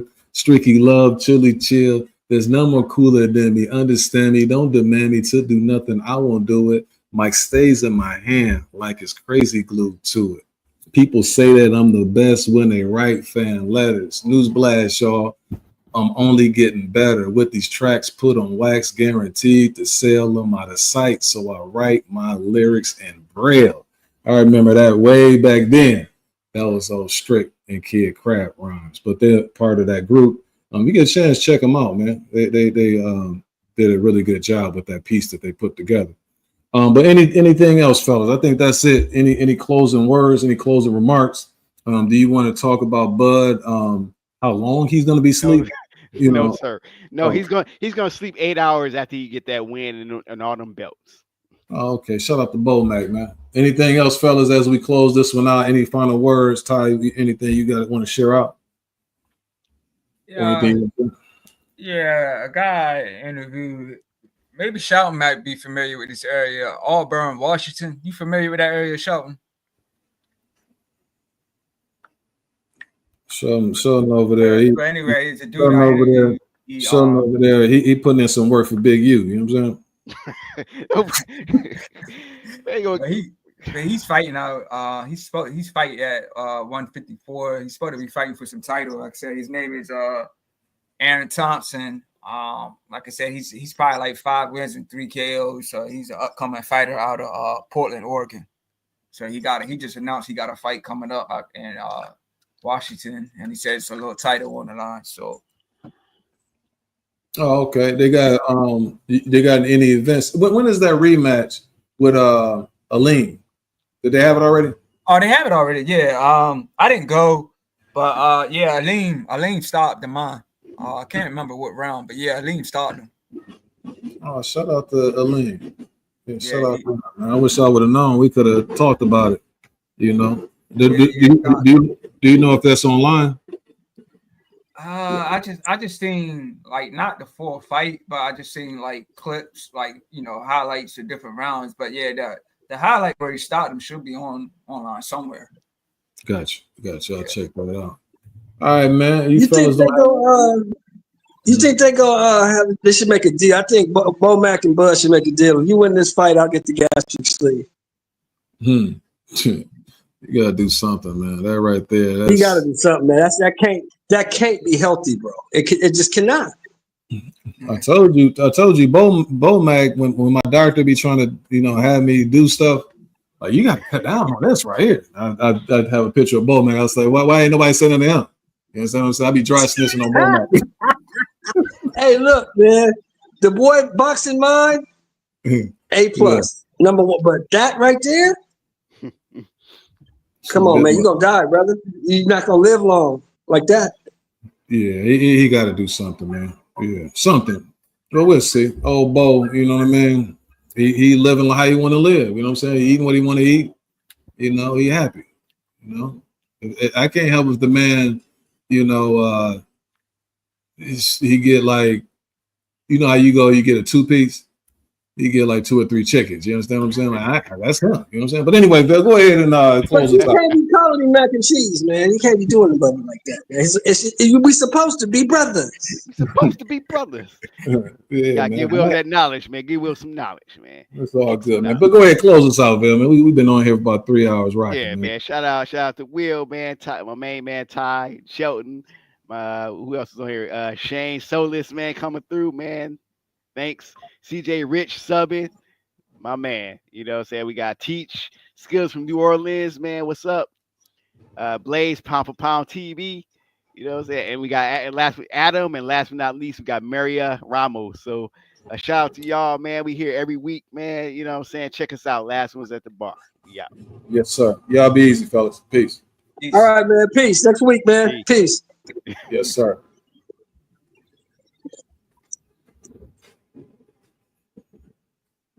Boom.